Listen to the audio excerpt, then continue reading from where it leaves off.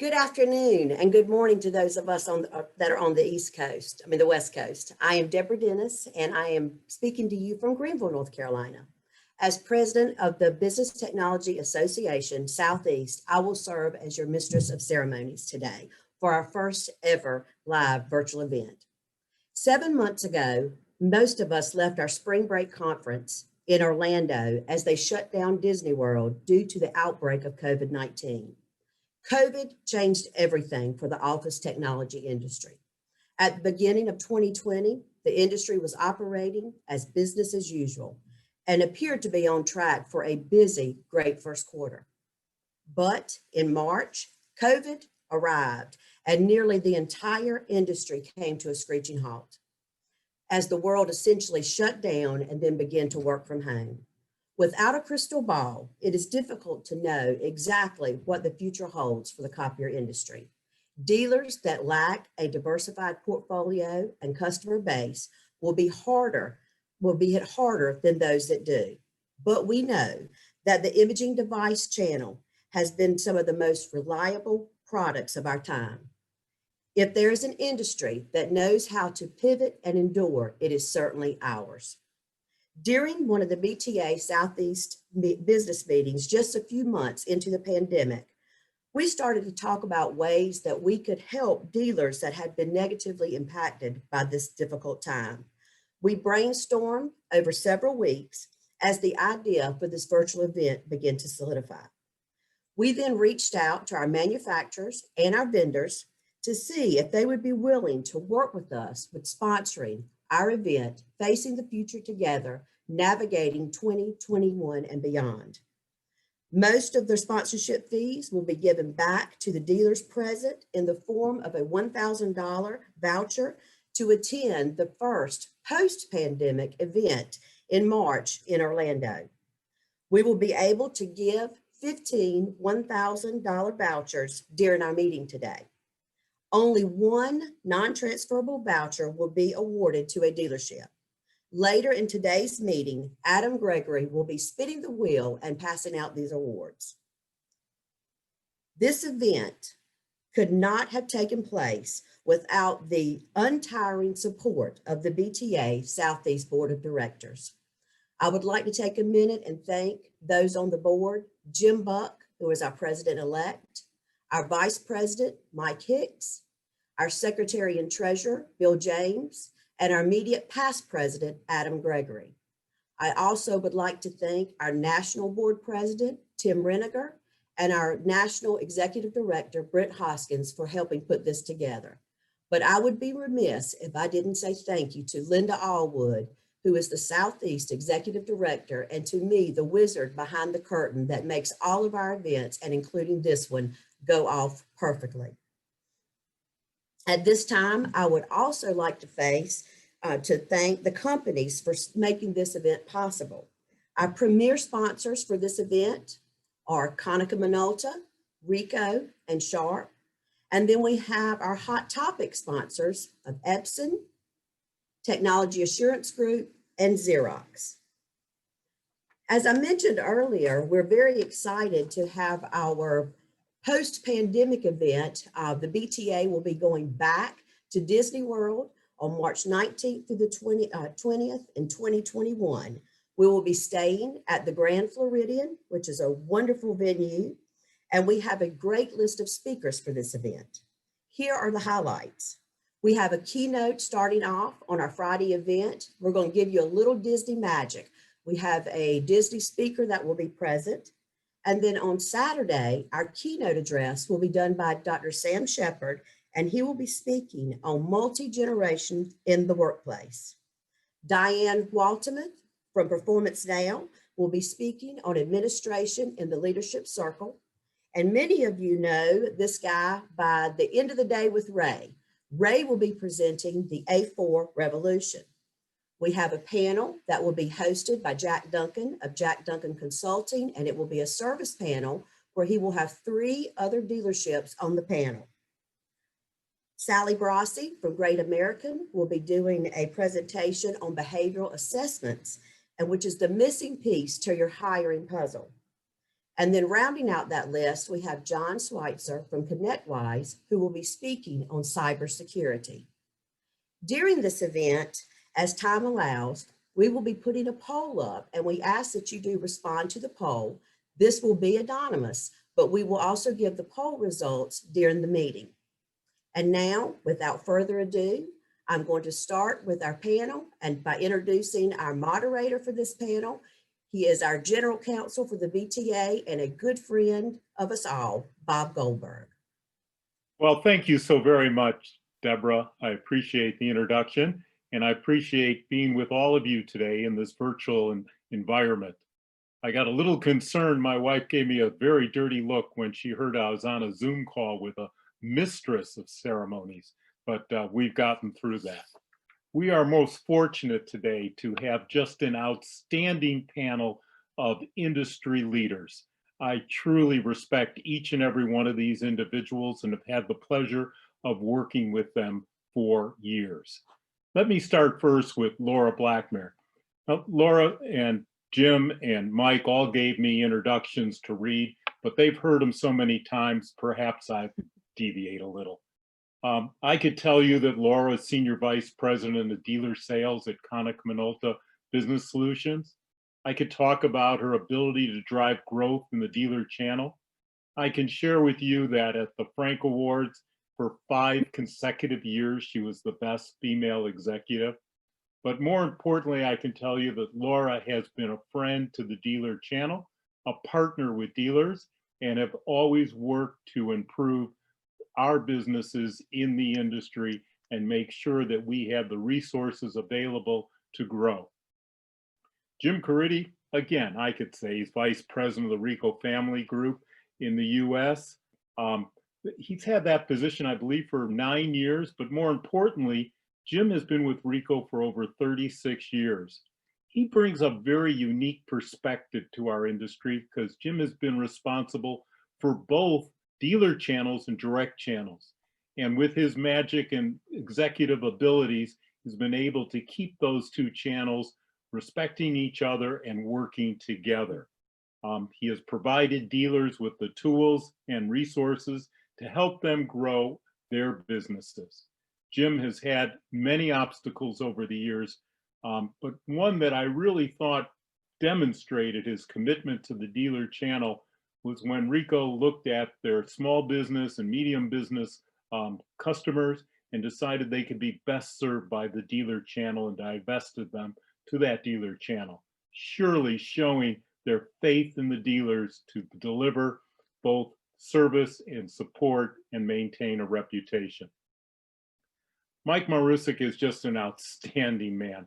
I've known Mike for years. He's president now, as you know, of CE Sharp Imaging, an information company of America.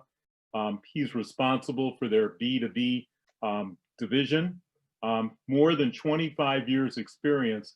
But I can tell you, I was so pleased when Mike became CEO because for years, whenever I had an issue or a discussion with Sharp, and these are all positive issues and discussions, Mike was the one I would reach out to regardless of who was above him.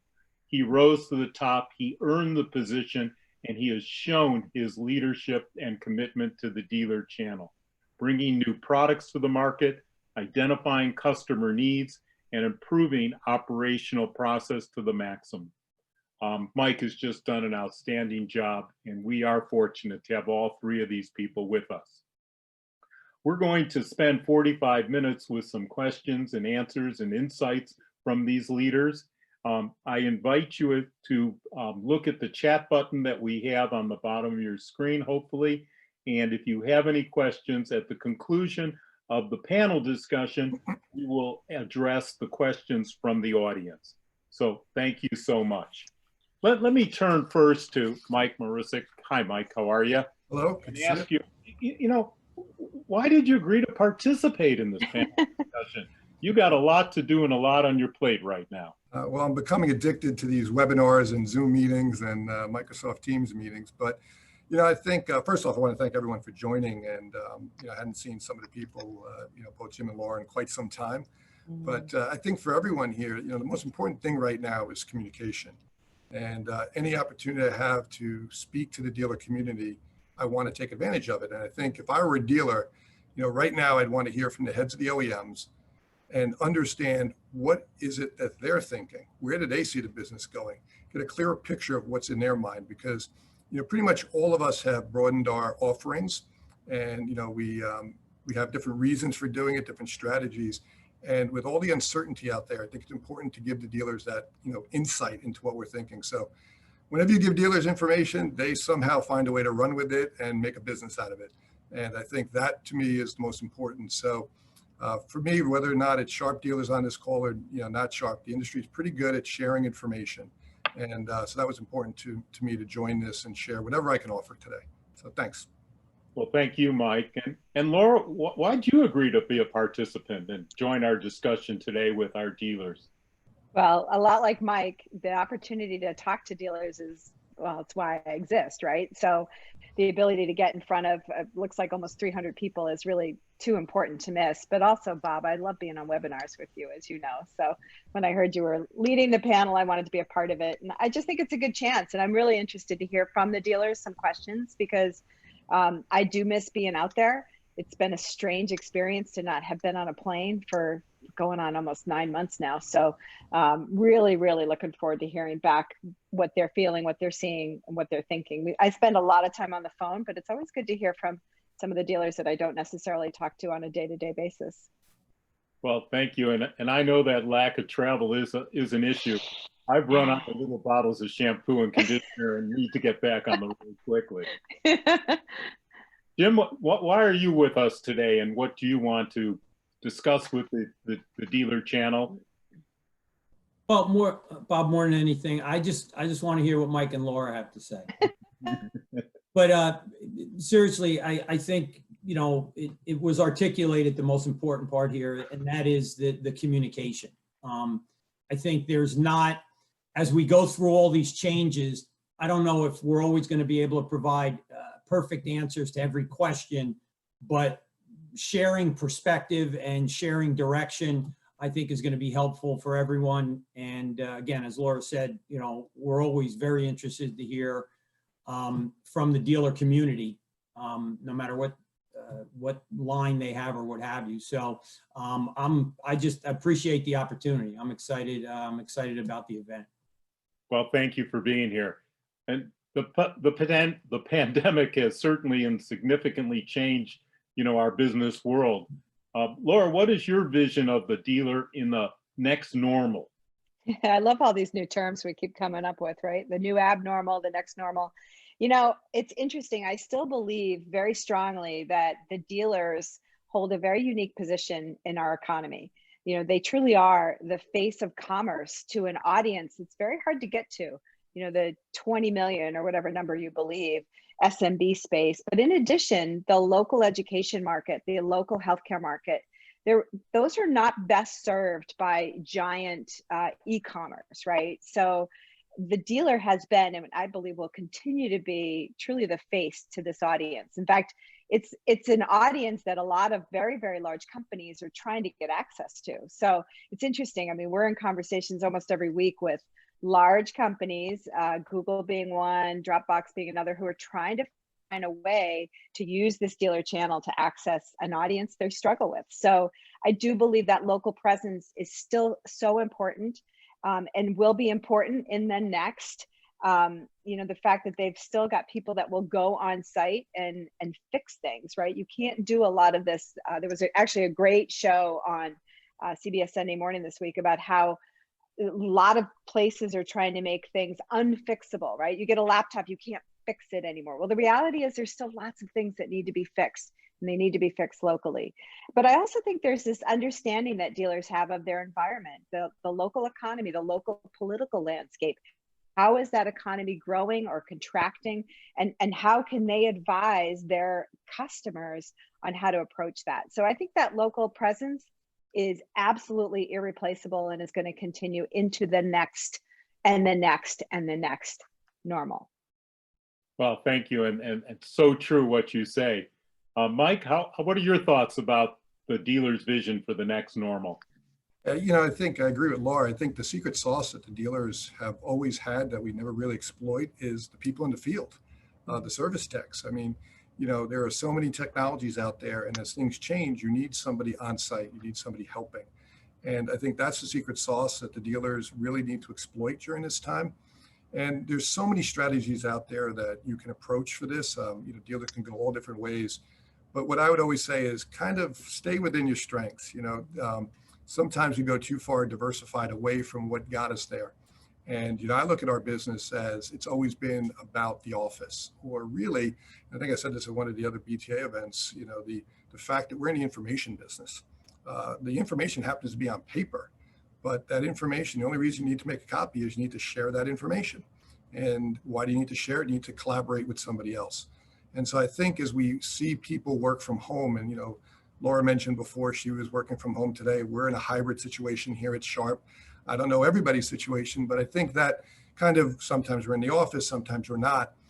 Dealers need to adapt to that, and the ability to support a hybrid environment in a flexible workspace with, millennials who maybe don't love paper, but they love to collaborate a different way. All those technologies are coming together now at a much faster pace. And I think that's what really, is going to change our industry. And I know in the Vegas event about 2 years ago, I talked did a speech about mental models, and we get caught up in this industry about, well, this is what we do. And you got to kind of break free of that mental model of just framing everything around our clicks and think about what do we do. And what we really do is support people in an office with information and collaboration. And that's really where I think the dealers who will excel are doing that. So I think that's where the future lies. Well, thank you, Mike. And interesting enough, I did have a service call on my printer here at home. And instead of our lovely receptionist at our office, it had 4 legs, fur, and a tail.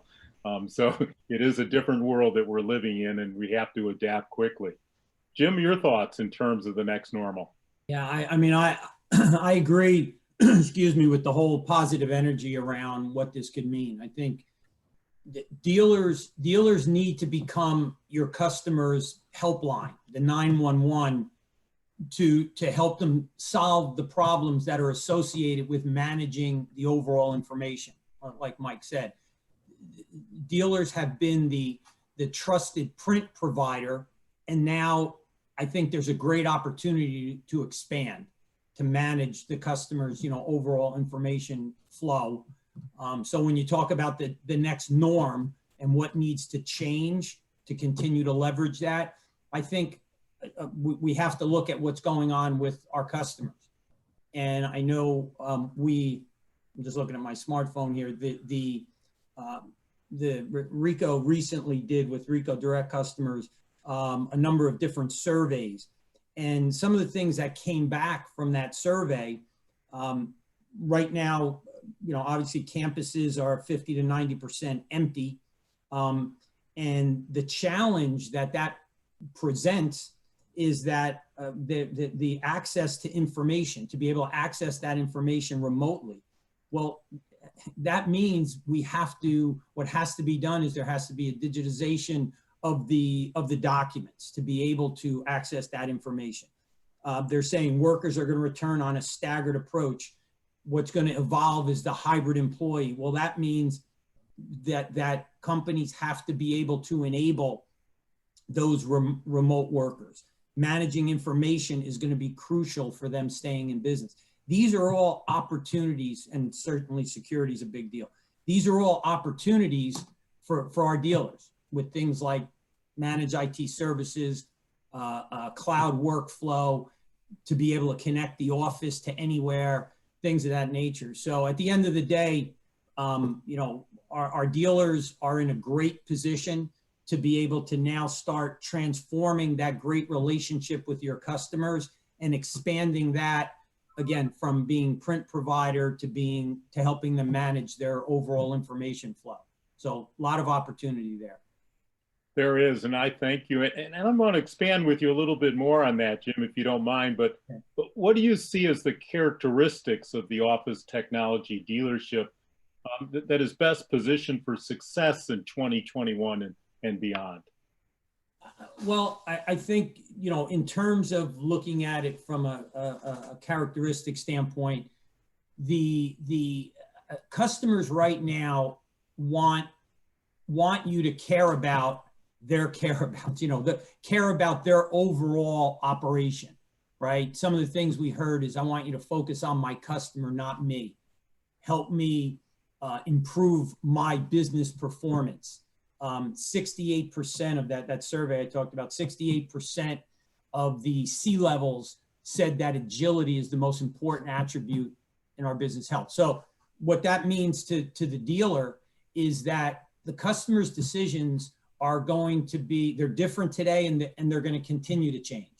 So I think the characteristics of dealing with that is, our dealers need to be more flexible, more agile in how they're working with their customers. Certainly digitization is a key to that. And again, the dealers are in the center of all this shift. So when you think in terms of how we need to approach the customer, we have to start characteristically approaching the customers with more empathy. We have to be more inquisitive about their business. We need to engage at a deeper level. So that means sales forces that are prepared to approach customers in a more consultative way.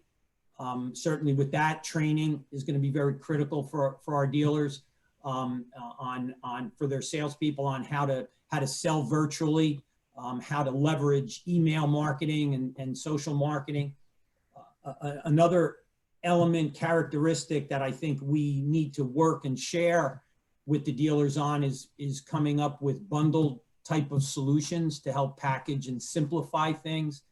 And certainly a digital presence is a must for dealers. You need to have a web strategy that's based on the changes in the market. You need to provide user cases with videos to help with demand generation. You need social strategy. So there's a lot of those different elements, and I think, and I guess this now becomes the pitch. I think partnering with your manufacturer is very important, because not every dealer has everything, and I think a lot of the resources that can bring to bear, that we could bring to bear from a manufacturer standpoint is very important. You know, Rico's packaged what we call our dealer business continuity playbook. It's filled with all kind of training and tools and things of that nature. It's kind of a pick and play menu. And those are the kind of things that I think our dealers need to leverage. I think the successful dealer is going to have an interdependent, strong relationship with their manufacturer. I think those are the ones that are going to be more successful as we go forward. Yeah, true partners. That's what we're looking for, and that's what we've always sought to attain. Mike, what characteristics do you see for the dealership success for 2021 and beyond? I don't know if there's anything left. You know, I think that I agree with what Jim said, though. I think that, you know, there were a lot of new topics that Jim just talked about, that if you asked that question 2 years ago, 3 years ago, it would have been answered completely different. You know, the world is changing. And I go back to that kind of mental model that if we start with, we're in the clicks company, or how many prints do they make, you're going to lock yourself into a very difficult situation. But if you start that you're a technology company in the information space, and you look at the team you have and how you can leverage their capability, you really are going to be in a good spot. And, you know, that will require dealers to be flexible on comp plans. How do you change your comp plan to address a product category that has a completely different margin structure? You know, we, in our direct operations, that's the hardest sell I have, is they go in, they go, wait a second, you know, what do you mean this doesn't have 40 points behind, you know, margins on the hardware? I mean, what are you talking about? And it's just a different world, and we have to compensate differently. We have to look at different ways to, you know, bring those products to the market. I think that the dealers that, you know, during this whole COVID period, the dealers that I found were doing the best are the ones that really had embraced technology, had gotten into other areas. And so it was a little bit of a soft landing in that April-May period. You know, ironically, one of our largest display sales this past 6-month period was with a copier dealer. Unfortunately, it wasn't one of my copier dealers. It was a competitor's dealer. But they bought our product, and I would love to have them as a customer, but I won't mention their name right now. But they sold about 400 of our Aquas boards, into an educational environment, and now they're looking at a very, very large deal for our Windows collaboration display. And I looked at them as they would be one of those companies you look at as a premier company in our industry. And they get the fact that they need to broaden their line. They went into existing customers and sold them more technology that those customers will now need as people work remotely. So, as I look at, what dealers need to do to change, I think the biggest opportunity is embracing the peripheral technologies. Don't go completely off the ranch, but there are a lot of categories that we offer, all of the OEMs offer, that will allow people to sell different products to existing customers. And I use the example, of our branches. I said, if we just sell one more product category to each one of our existing customers, we can improve our revenue by 50% next year. And, I said, everyone looks at me, and then, we just laid out the math, and like, wow, we actually can. And I think that is our existing customer base has the opportunity to grow our business by 50%. That's a huge opportunity. And I think that's what dealers need to embrace, is that ability to go into existing customers who now trust you and bring other technologies. And that's a key part of it. I think, Deborah talked about it before when she said the industry has always been good at pivoting. And I think that's something that our dealers, the characteristics you asked, someone who can pivot to new technologies while still being able to provide the core of what they've always done. Excellent advice and excellent thoughts. Thank you, Mike. Laura, is there anything left on the plate for you to discuss? I hope so. No, I think this is something actually I've spent a lot of time thinking about the last few months, because I do believe it's our responsibility to try to provide tools and advice and offerings to help support these new characteristics. So step one, it's not a new characteristic, but a strong balance sheet and investing, right? Investing in people, investing in being able to bring some of these new technology offerings to the market. I think that's a really, really important characteristic that's been in place forever, but continues to be important. I think resiliency, Mike mentioned it, and Deborah mentioned it, it's the ability to weather difficult times. Think about, we've been through the recession of 2008. Now we've been through the pandemic of 2020. And it's amazing to me how many dealers acted so quickly and so assuredly that they ended up on their feet actually even stronger than before. So where a lot of people, I think, originally said, oh my goodness, what's going to happen?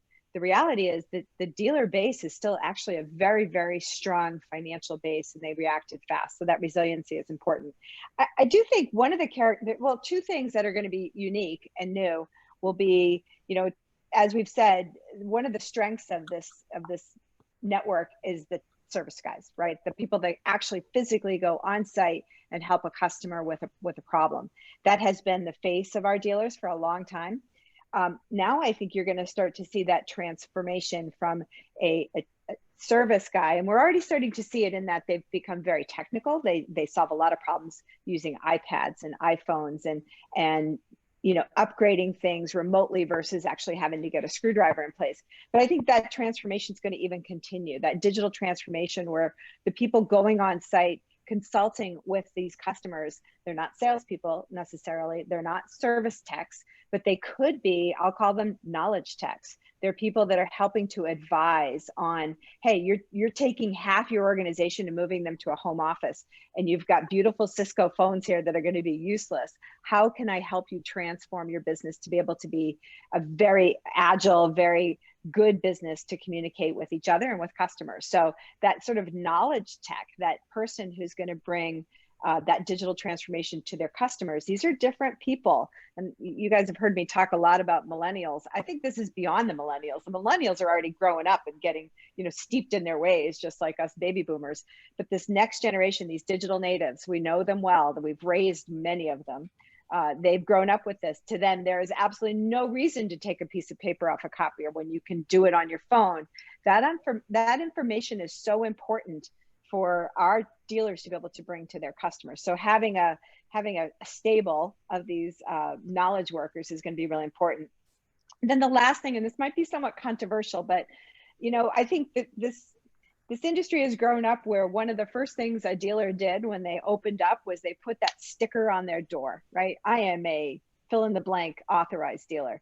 And that was it, right? That was the most important thing they were presenting as a face to their customer base. I think the reality is now dealers have to be able to bring a variety of offerings to their customers. And that may be, yes, there may be a sticker on their wall, but the ability to build non-traditional partnerships, non-traditional alliances that gives their customers access to this wide variety of technology is going to be really, really important. And I think it's causing me, and I'm sure some of my peers, to have different thinking about what does this dealer network look like in the future, and what does our relationship look like in the future. And it's a big part of, I would say, our future thinking is, you know, that sticker on the wall was, it's kind of like the old medallion, taxi medallions, right? I don't know how many of you remember that from New York City. They were worth $1 million back in the day. But you can pick them up really cheap right now, really, really cheap, because Uber's taken over. So I think it's kind of the same way. And I'm not devaluing the authorization. That's still an important piece. But I think it's bringing a lot more than that sticker to your customers in the form of not just your knowledge and your understanding, but access to information that they can't get on their own. It's the most important piece. Incredible. We just did a fact check though, Laura, and it seems that the authorized dealer sticker was the second one after the BTA membership. Oh, good. Thank you for checking me on that. Yeah, so I don't want to show up on Twitter later with that problem. Yeah, so thank you. I'll be tweeting about that all evening. But this knowledge tech is just an incredible concept, and I appreciate that and see that. You know, we're fortunate BTA members have the ability to submit contracts for review for new opportunities. And during this COVID, I've been interested to see what came in and what's happening. And people are all over the place. New expanding opportunities.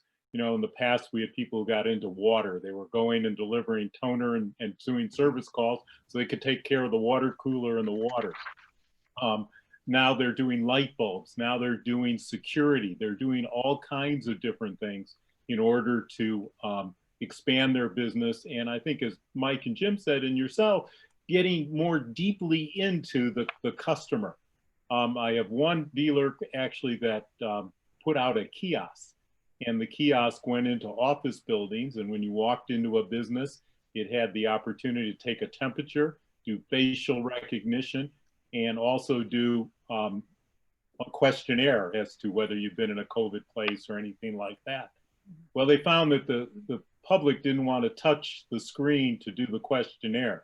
So they eliminated that, and now they have advertising on there. So if you come into a building and say, when it's time for lunch, let's go to ABC or XYZ. And that's the pivoting, that's the ability. Do you folks have other products, other areas that are on the horizon that you see that dealers can pick up on and to expand their presence within their existing customer base?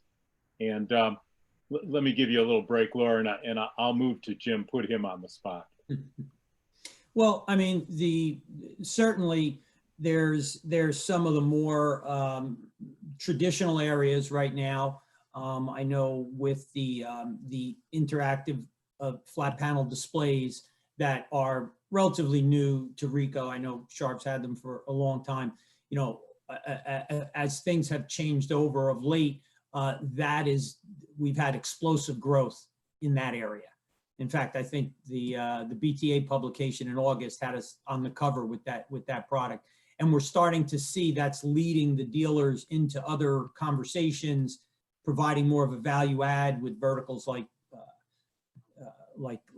education, and certainly during this current period, what we've seen in production has been has basically held its own in print volume year over year, where maybe we're looking at 65 or 70% of the print volume in the office were higher than we were last year on the direct side with print volume. So that certainly worked.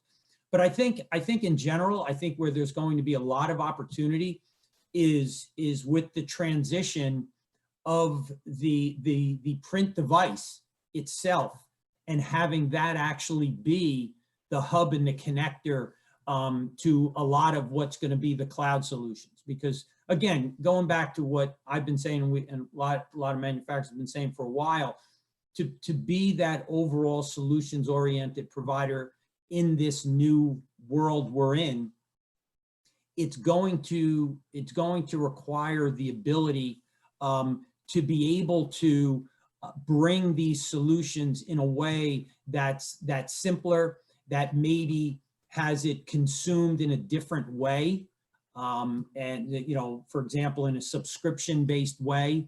And those are the kind of things that I think technology is going to take the next step, but it has to be tied with how the dealer interacts with their customer.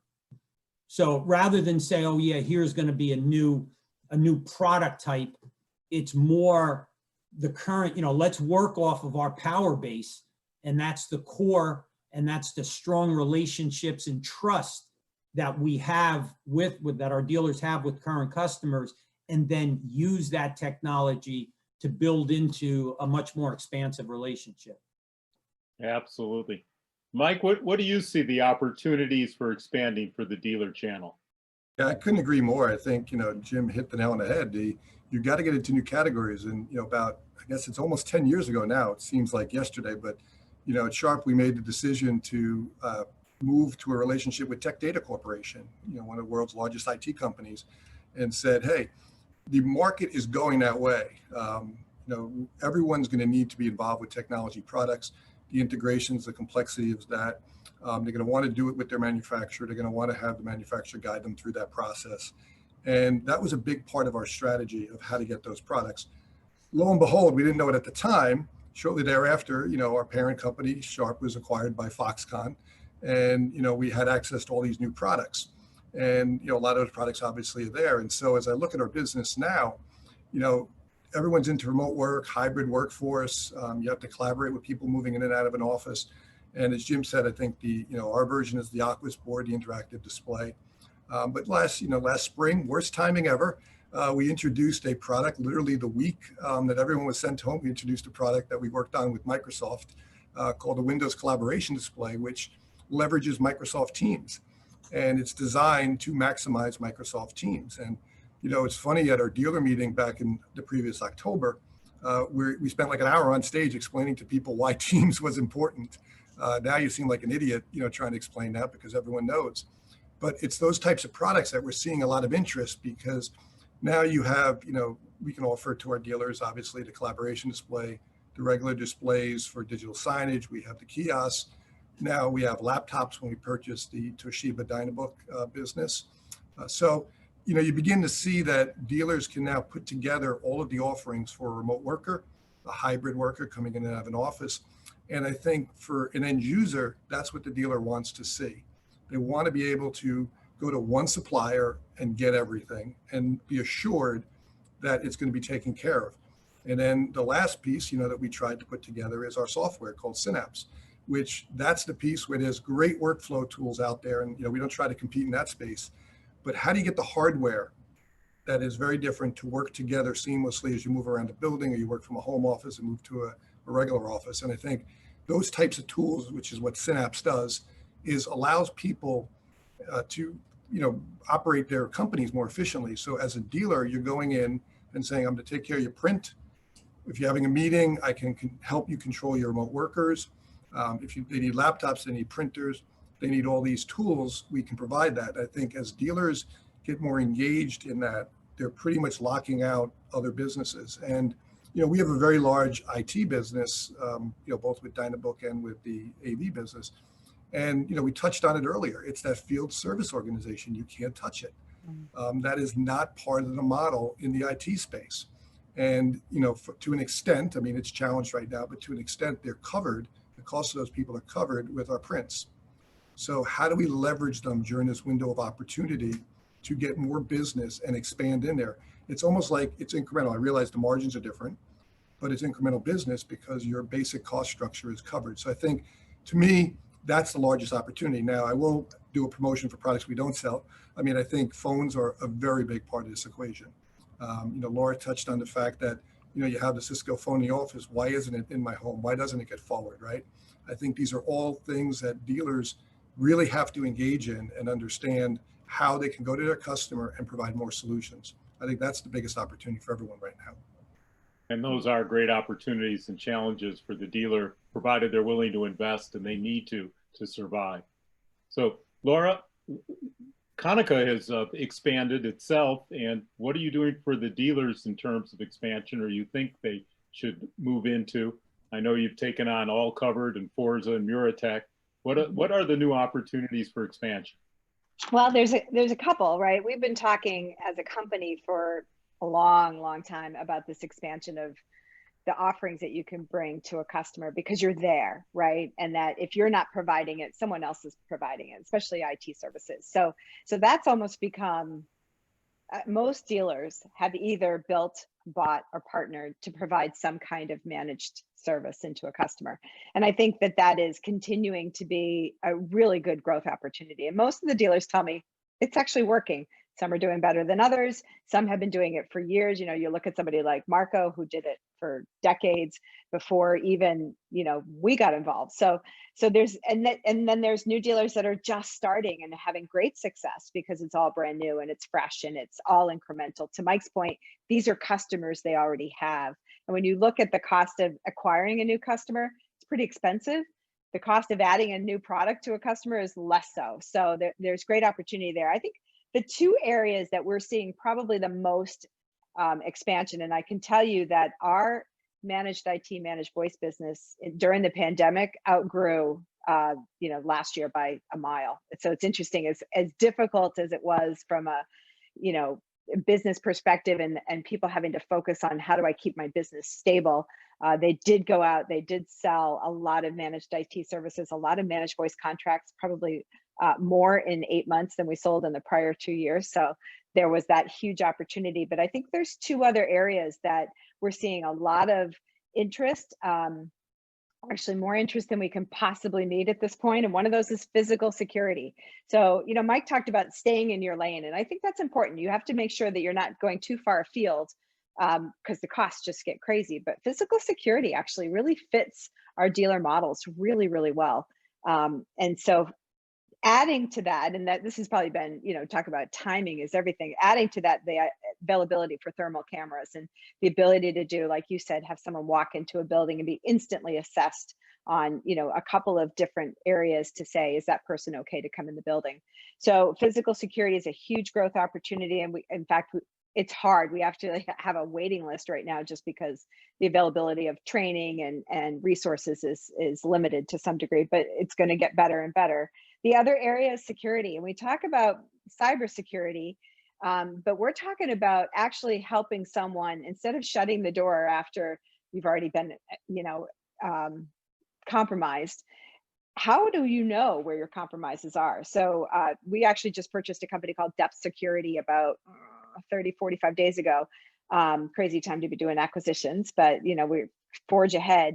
And this company will actually do at a small, medium business level. So this is an enterprise level, actually go in and hack your system and show you where your vulnerabilities are, act as an adversary and do the kinds of things that are being done to SMB customers all over the place and give you a full review of how to shore up those systems. So the ability to resell that and then go back and sell the security on top of it is just a huge opportunity for dealers. So I think those are two areas that are in the lane, as we talk about staying in the lane, but have huge opportunity, and you can bring them to your existing customer base. Every single customer that these dealers has needs some form of either physical or cybersecurity, and the dealers are the perfect place to bring them to that spot.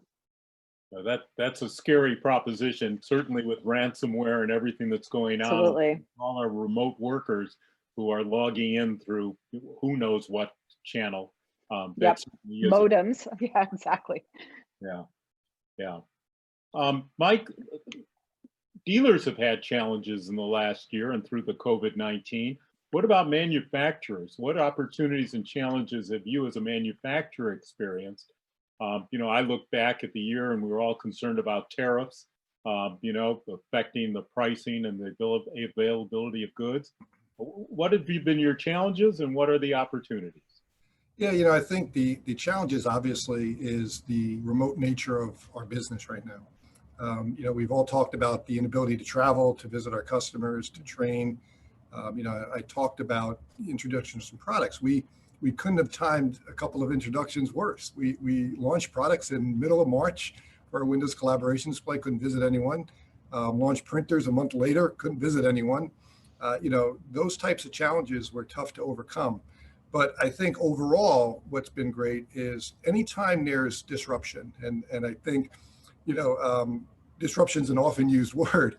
I don't think anyone questions today we have disruption.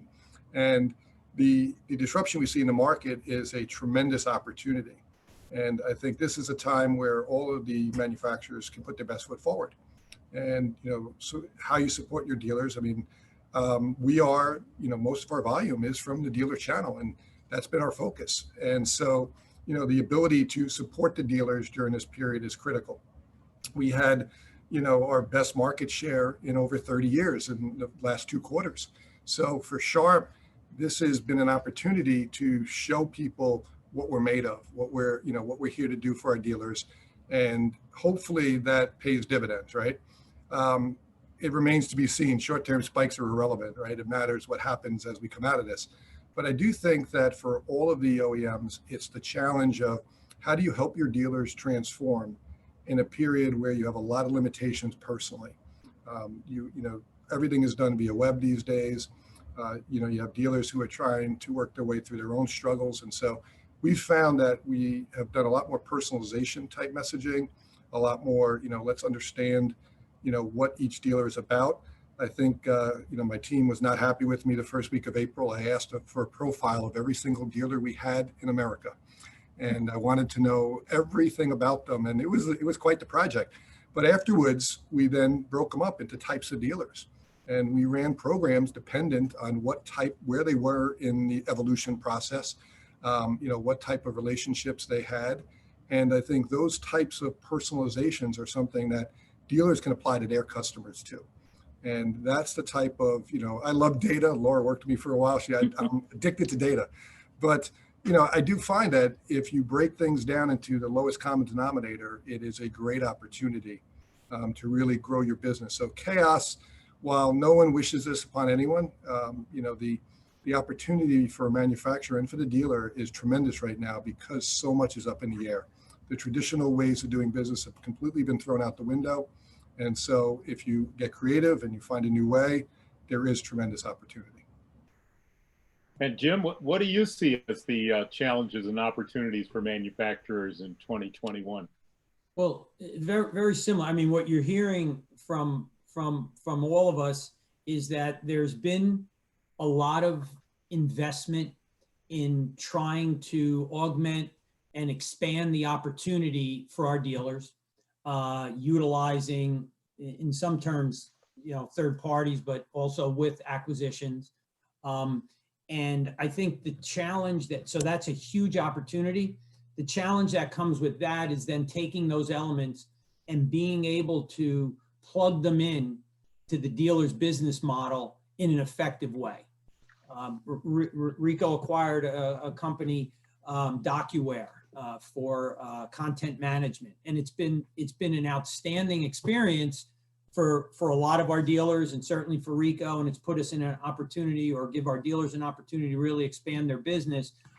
But you do find that no matter what you run into, there's, as Mike said, you almost have to categorize dealers to be able to build the best fit. And that's essentially what we're saying the dealers need to do with their customers, right? To build creative, specific solutions. Well, in a lot of ways, we need to do that with our dealers also. Rico's in a position, where we have a very large direct operation. And where that was always at some point in our history, that was negative, right? We acquired Icon, boo, everybody hates Icon. And, and all of a sudden we had this humongous direct operation. Well, the positive part of it is we've invested very significantly. We had to, because we have so many very large, some of the largest companies in the United States as customers. And these enterprise customers require a lot of different resources and infrastructure.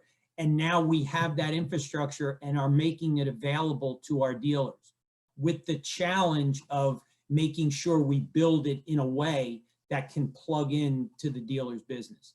So the opportunity is huge.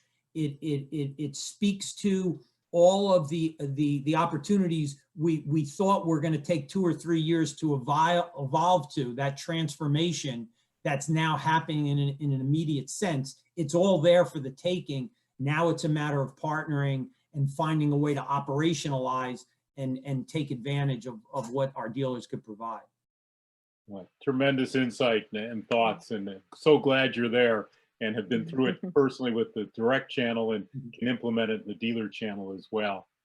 Laura, what do you feel about the challenges and opportunities? So I would say our challenges kind of boil down to a couple of things. The first one, honestly, was just our people, right? How do you keep people who all of a sudden are confined to, name it, right, a home? They're used to being on the road. They're used to being in front of their customers, and you're sort of forcing them into a very, very different place. And I've had several people say to me, I'm crawling out of my skin. I feel like I need to get out there. And so I think keeping our own people motivated, informed, engaged, we went to doing almost weekly all hands calls just to re-engage with people and make sure that they felt they were part of something bigger. And I think, it's funny, that's, I think, a same issue and challenge that a lot of the dealers went through and a lot of customers went through, schools went through it, right? How do they keep an engaged environment with their people? So for us, I think it was really, you started to see videos by our CEO almost every other week. I was engaged with the team very frequently. And I think it was then showing them how to go out and do it with their customers and make sure that just because they weren't either in their car or on a plane to go see their customers, that they could see their customers. And, and it's funny, we sort of joke about this format, but I'll tell you, when I have just a phone call with someone, it's odd. Like I sort of miss being able to see them and see facial expressions. And, we sort of joke about backgrounds and what people are eating while they're on these Zoom calls. So I think we were able to get past that, but I would say it certainly was an initial challenge. There was a lot of uncertainty. There was a lot of people were there was fear too. There was a lot of fear as to what was going on. So it was good to bring everybody together and get that back and then help them deliver that same message out. So that was one. I think the other one was not wanting to lose momentum. So we've been on this journey around digital transformation for about 3 or 4 years, and not wanting to lose momentum and really trying to continue to bring what I think are very innovative solutions to the market. And that's hard when all of a sudden all your ways of doing that, we talked about how do we workshop with a dealer when I can't sit across a table? And we found ways to do that using technology, using all the ways that we could to engage the dealer and engage them with customers. We do, I would say, at least 2 or 3 demos a day out of our CEC, which is in New Jersey, that has all the big equipment, right? Which is an area that, as Jim mentioned earlier, is growing actually very well. But how could you demo this product? People aren't flying. So we actually rigged up the most elaborate system of cameras and lighting and microphones, and we will do a live demo, not a recorded demo, for a customer. And we've closed, multi-$100,000 pieces of equipment using a Zoom video. I mean, it's just tremendous. So it was really trying to figure out how not to lose momentum in what has been, a really growing area of our business around digital transformation and production equipment. And I think we found some really cool ways to do that. And some of the dealers were just amazed that they could actually get an order for something the customers never touched. It's pretty cool. So we'll continue to try to do the same. And, frankly, every day I wake up, there's some new challenge we've got to overcome, and we just tackle them one at a time. Yeah, I sincerely wonder if we'll ever have those wonderful meetings in Las Vegas where you get all the dealers in. And I know we all want to bump shoulders or elbows or hands or whatever it's going to be, but we have to find new ways. And I know even in the practice of law, we found we can all work from home. It's not a big deal anymore because things are digitalized. Laura, do you have marketing strategies for the dealers themselves that you would suggest? Yeah, I mean, we've been, I'm sorry, go ahead, finish your question. Yeah, so we've already started, again, sort of all this idea around how do you engage with a customer and how can you do that in a different way. And we started this a year ago. We actually bought a company out of London, might be 2 years ago, called Indicia, that we've rebranded as KMMS, Konica Minolta Marketing Services. And the idea is to really help our dealers with their own online presence, their own ways of reaching customers in a digital way, not just in a calling up or knocking on doors way. And that has actually, it's amazing, the momentum on that never stopped, because dealers finally said, oh wait, I can't necessarily send salespeople out, help me build my digital strategy to touch customers. So we've spent a lot of energy and time on that.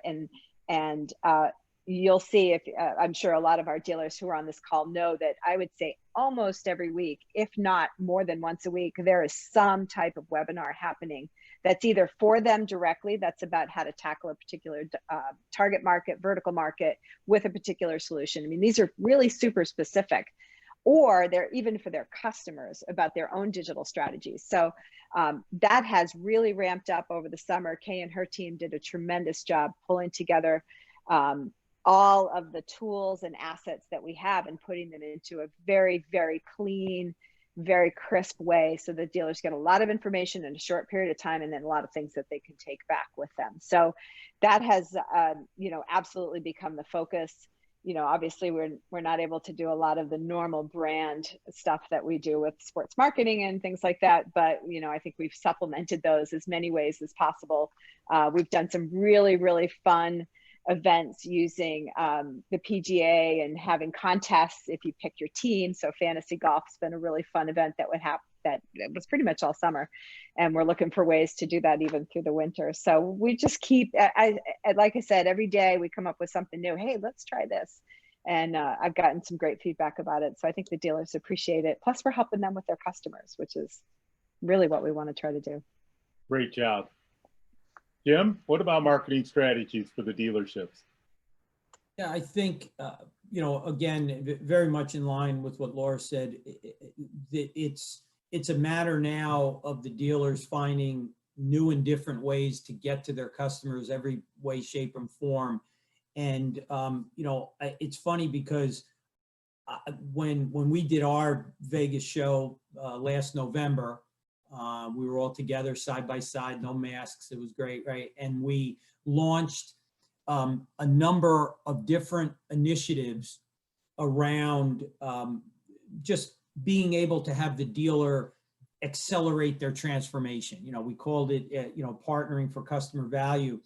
And then we had all programs coming out of that. We started at the beginning of the calendar year, and things were moving along, and all of a sudden COVID hit.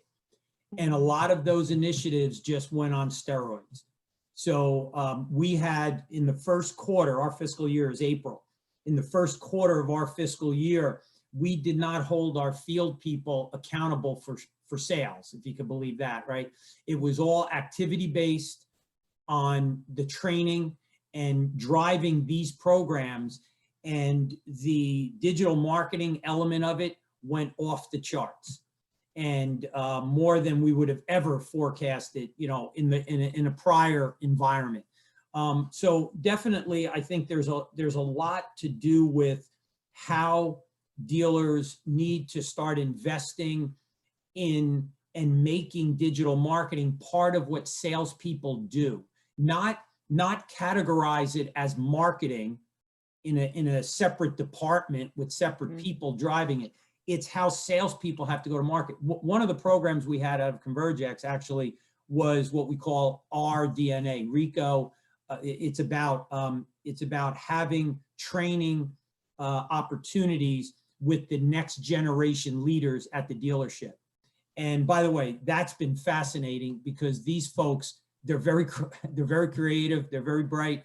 And one of the things that was an exercise that we did is a day in the life of the new salesperson.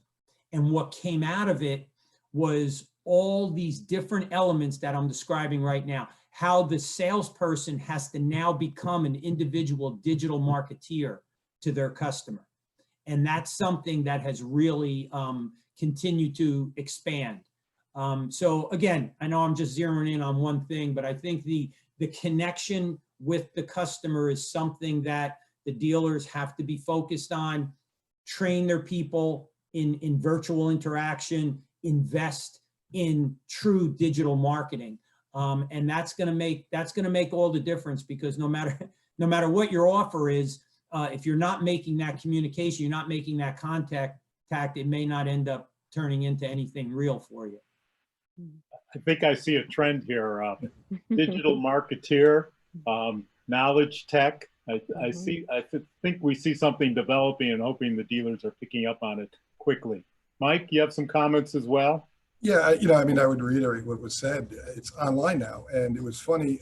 Maybe about a month or two before COVID hit, I had two young ladies in my organization approach me about a development program for people basically under 25, and how do you grow your career? How do you So we started this little team.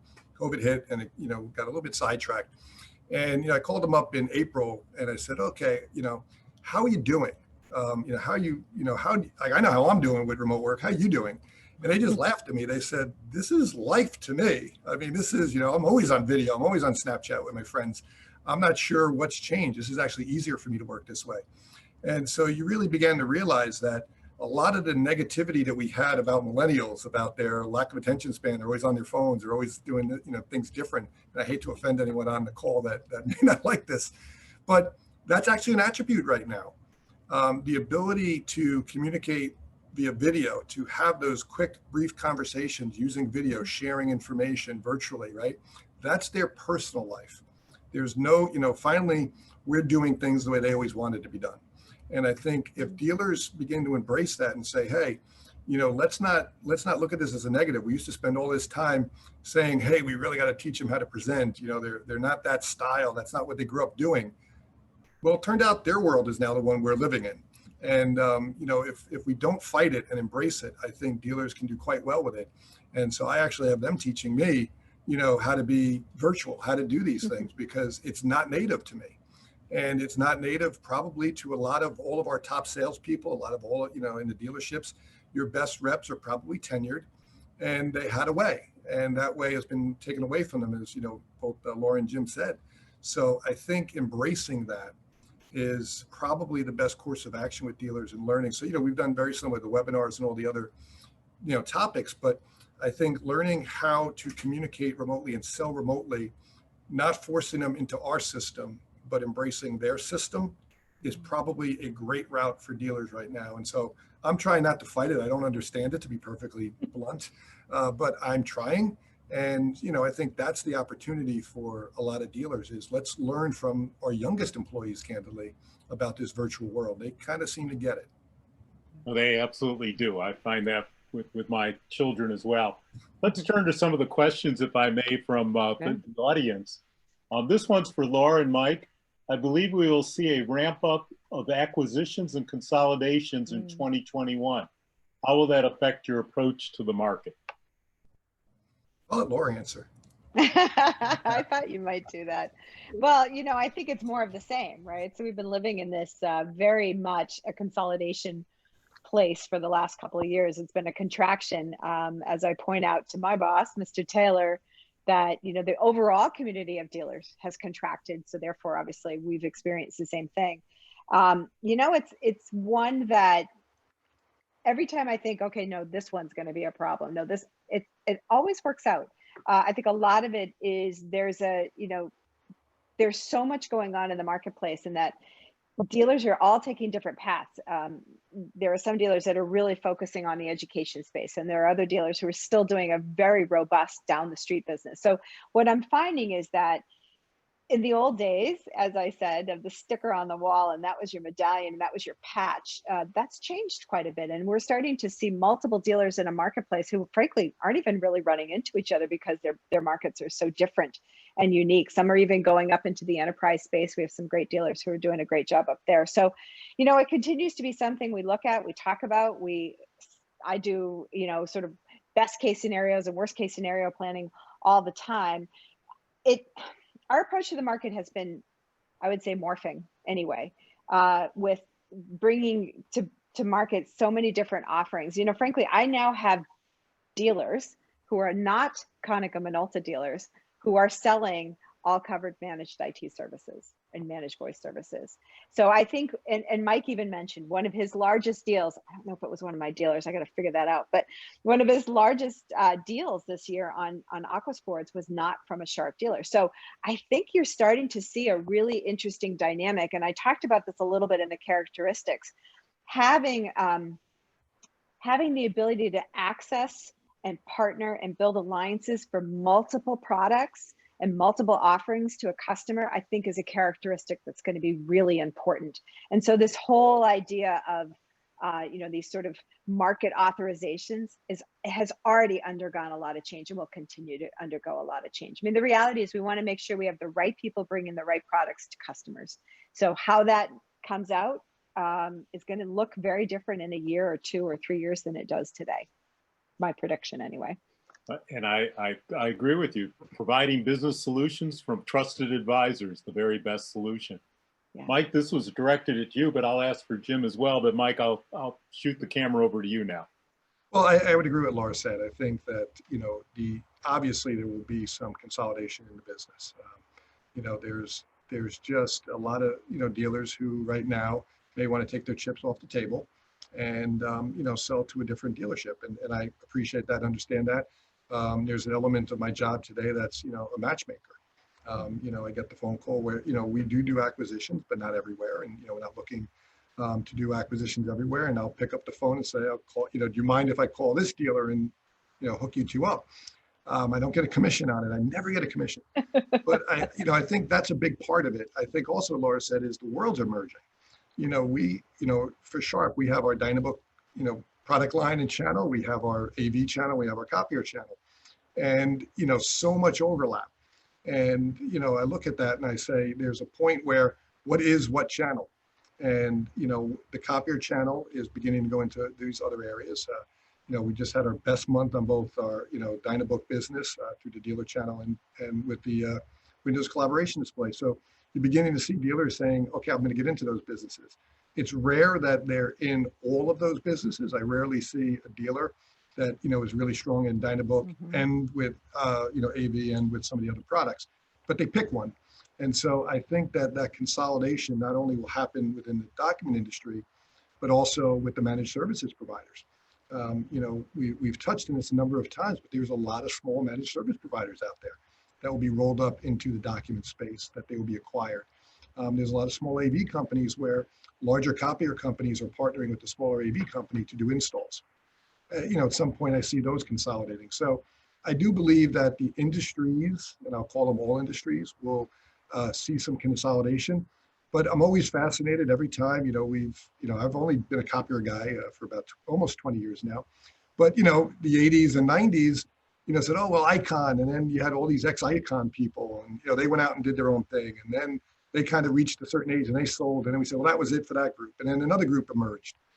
So I always think that there's going to be another group of entrepreneurs that kind of just pop up and, to grow their business and find a niche that others didn't. So there will be consolidation of what is today.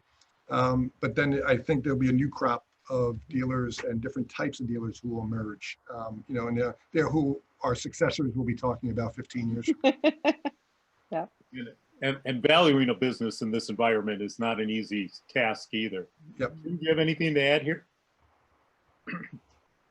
Is that to me, Bob? Yes, I'm sorry, Jim. Yes. So, acquisition has been part of our industry. It's been part of a lot of industries, but it's been part of our industry in a big way, in these past years, in kind of a traditional sense, print-based entities buying print-based entities. The thing that's changing, to Mike's point, is a lot of the acquisitions now that are taking place are not with the same type of companies. Obviously our dealers are buying IT companies and buying other types of operations. So what's going to be required is that agility to be able to bring that adjacent business in and make it part of the dealer's brand and make the dealer be able to be successful with their more traditional sales folks that come with that. But one of the things that certainly is influencing is depending how certain businesses are able to get through the environment we're in right now. I think the question is, are there going to be a lot more acquisitions because of that?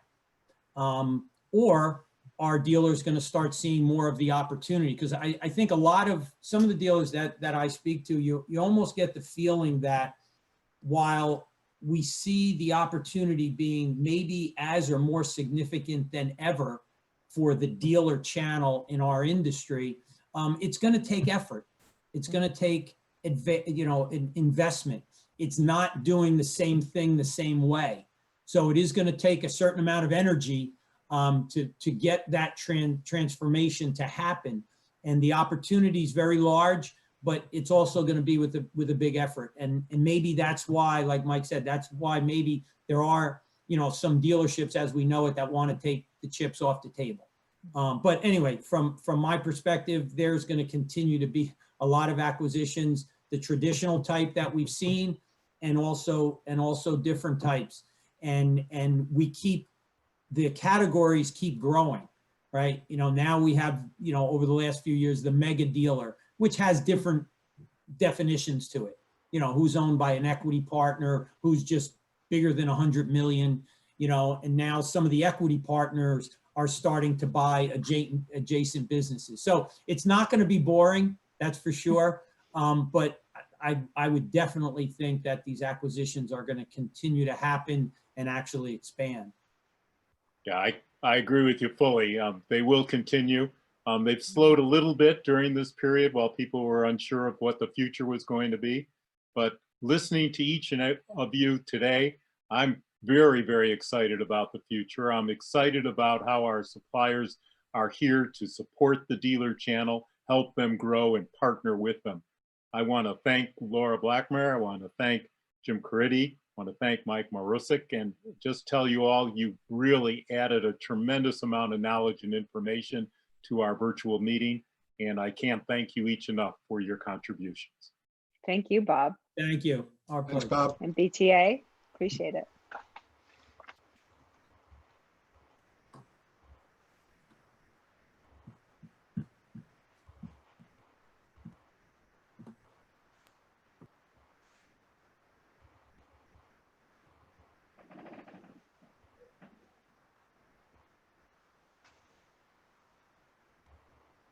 Hello, everyone. This is Adam Gregory, the past president of BTA Southeast. As you can see right now, we are sharing a poll for everyone to participate in. We'd greatly appreciate your participation. Once you get done with this, we will share, Brent Hoskins, the BTA Executive Director, will share those poll results, and then we will move on to our drawing for the first 5 winners.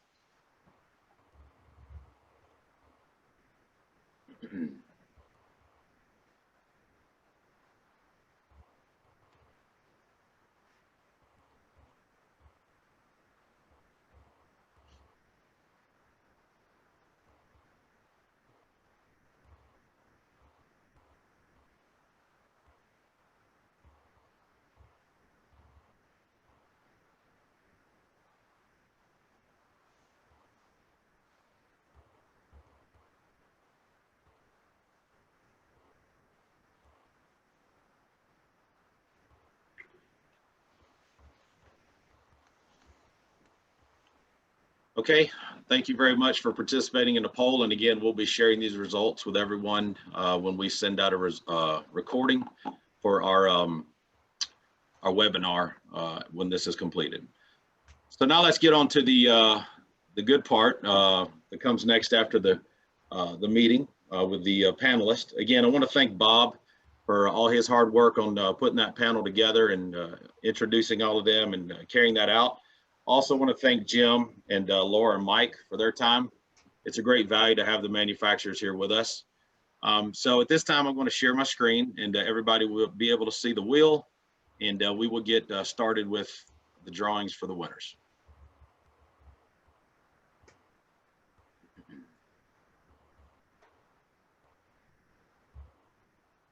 Hopefully everyone can see that. At this time, we'll draw for our first winner.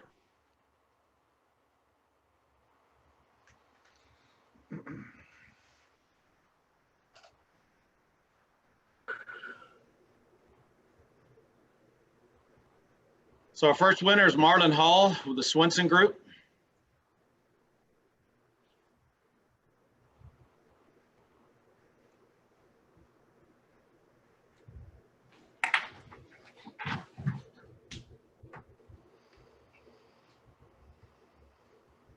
And our second winner is Ann Shamal, Advanced Business Systems.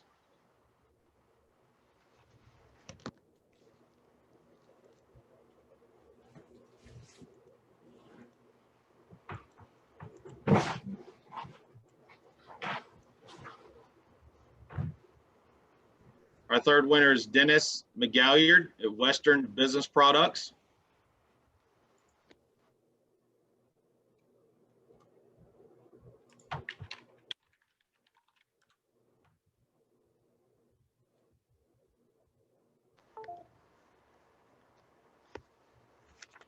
Our fourth winner is Michael Reed from Excel.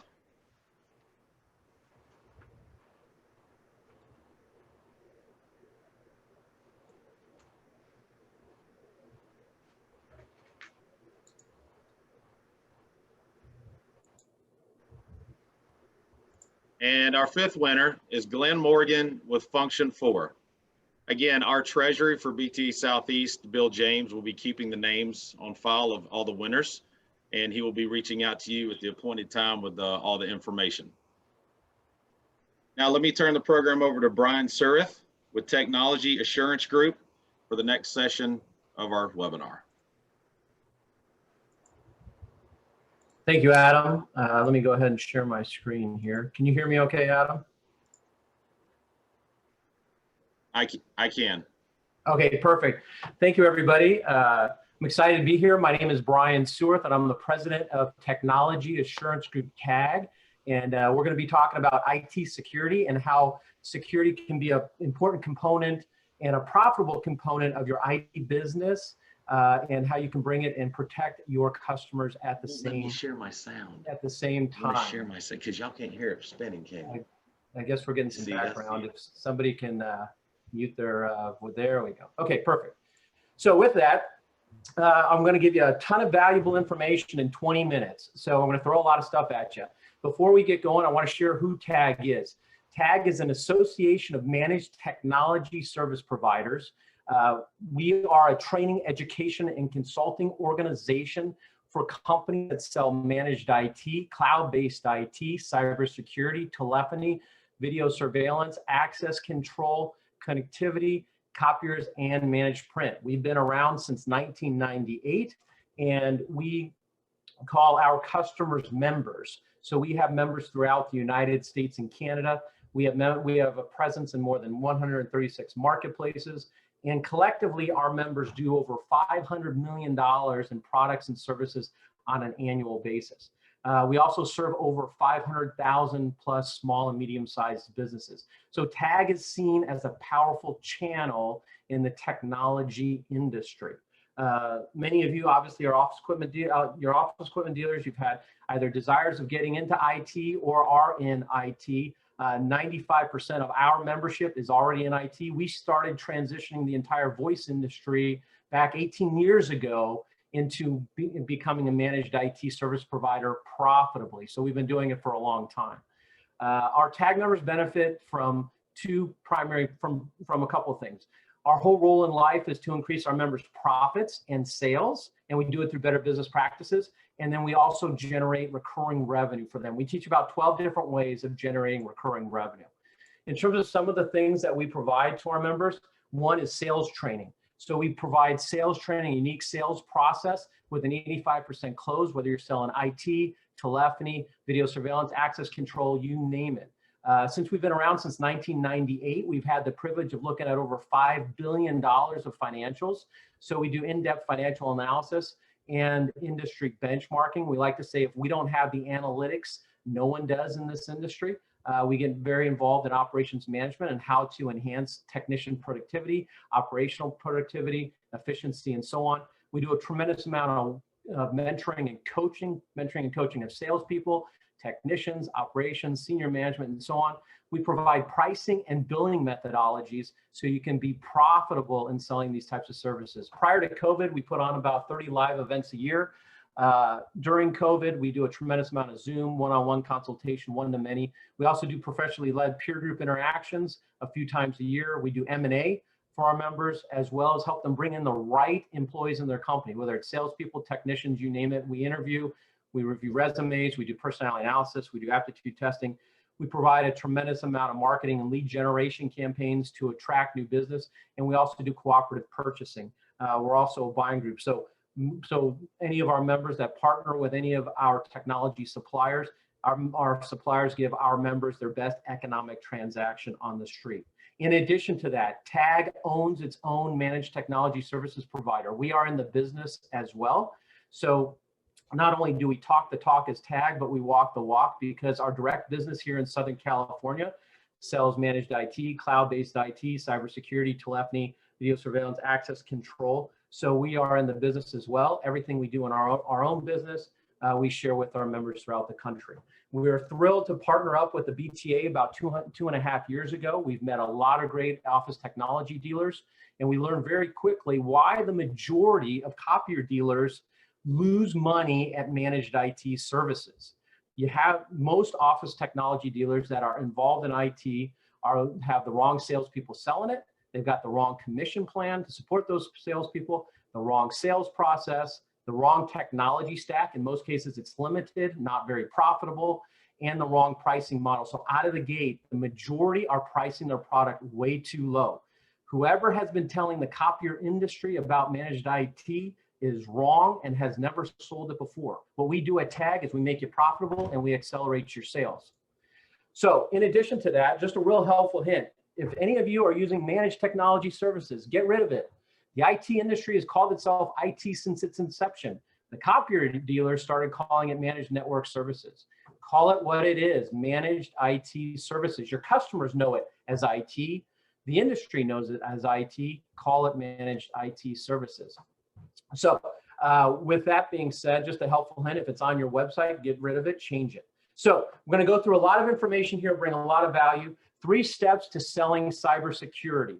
We're going to share with you how to develop a cybersecurity assessment. We're going to show you how to market cybersecurity to your customer base. And we're going to show you how to adopt a proven managed IT services sales process that enables you, obviously, to sell cybersecurity. So with that being said, cybercrime is now larger than all other forms of organized crime combined. That's huge. And with COVID, it's even accelerated more than this. The reason for that is now because of hackers. They realize that how many of us are sitting at home, leveraging PCs at home, when home offices are 45% of home offices are already infected with malware. So cyber attacks has increased dramatically since March. So 52% of businesses feel helpless to defend themselves from cyber attacks. 89% of small, medium-sized businesses have cybersecurity as a top priority in their organization. But here's the best part. 97% of breaches could have been prevented with today's technology. That's the opportunity that all office equipment dealers have. You have a significant base to reach out into and take this business, the IT business, the cybersecurity business, and so on, away from the incumbent provider, right? So step number 1, we're going to talk about how to develop a cybersecurity assessment. And the reason why we do this is it starts the conversation with your customer to talk about cybersecurity. All right. And it starts this conversation on the first appointment. So for the first step is to develop an assessment plan that you can review with your customer. I'm going to share a little bit about what that looks like. And this is a critical tool in the sales process. And you'll see here, there's about 14 different ones, and we want to see how many check boxes we can check with that customer. At best, you'll do about 4 to 5. So the first one is, Mr. Customer, when was the last time you did a cyber security assessment? And guess what? The majority haven't, because the majority are dealing with 2 guys in a truck, the 2 guys independent computer consultant, or an MSP. Even the best MSPs are having challenges, obviously doing quarterly business reviews and assessing their customer. So spam and email, right? Types of spam that are coming in email. So there's a conversation on that. Passwords. What types of policies are they leveraging and utilizing with passwords? Are they rotating passwords? What is happening from that standpoint within their environment? Security awareness. So, Mr. Customer, are you educating your employees on phishing attacks? Are you educating them on what links not to click on, what attachments not to click on, so it doesn't open up the network for a cyber attack? In addition to that, advanced endpoint detection and response. Obviously, the basic antivirus is no longer good enough anymore. What are we doing from a advanced endpoint detection and response process as well? MFA, multi-factor authentication. Are they leveraging MFA to give a greater protection and security on their network? Updates, how the process of bringing software updates, patching, security updates, and those types of things to their employees' devices. Dark web research, right? The process of, does the customer actually know how many emails and passwords have been compromised and are sitting on the dark web for sale? That's a tool that we leverage and utilize and we go in with. In addition to that, providing a SIM or a SOC, a security operations center, where it's monitoring the network 24 hours a day, 7 days a week. In the event there's a cyber attack, the SOC professional goes into action and takes PCs offline, devices offline, and isolates the attack. Web gateway security, cloud-based email, cloud-based security detects obviously web email threats, things of that nature. Mobile device management, the process of actually managing the devices that are connected to that network. And companies are leveraging and utilizing personal devices. Well, that opens up for an attack. If those devices get lost, can they be wiped? Things of that nature. Firewalls, not every firewall is created equal. Not every firewall has the right cybersecurity software sitting on it. Encryption.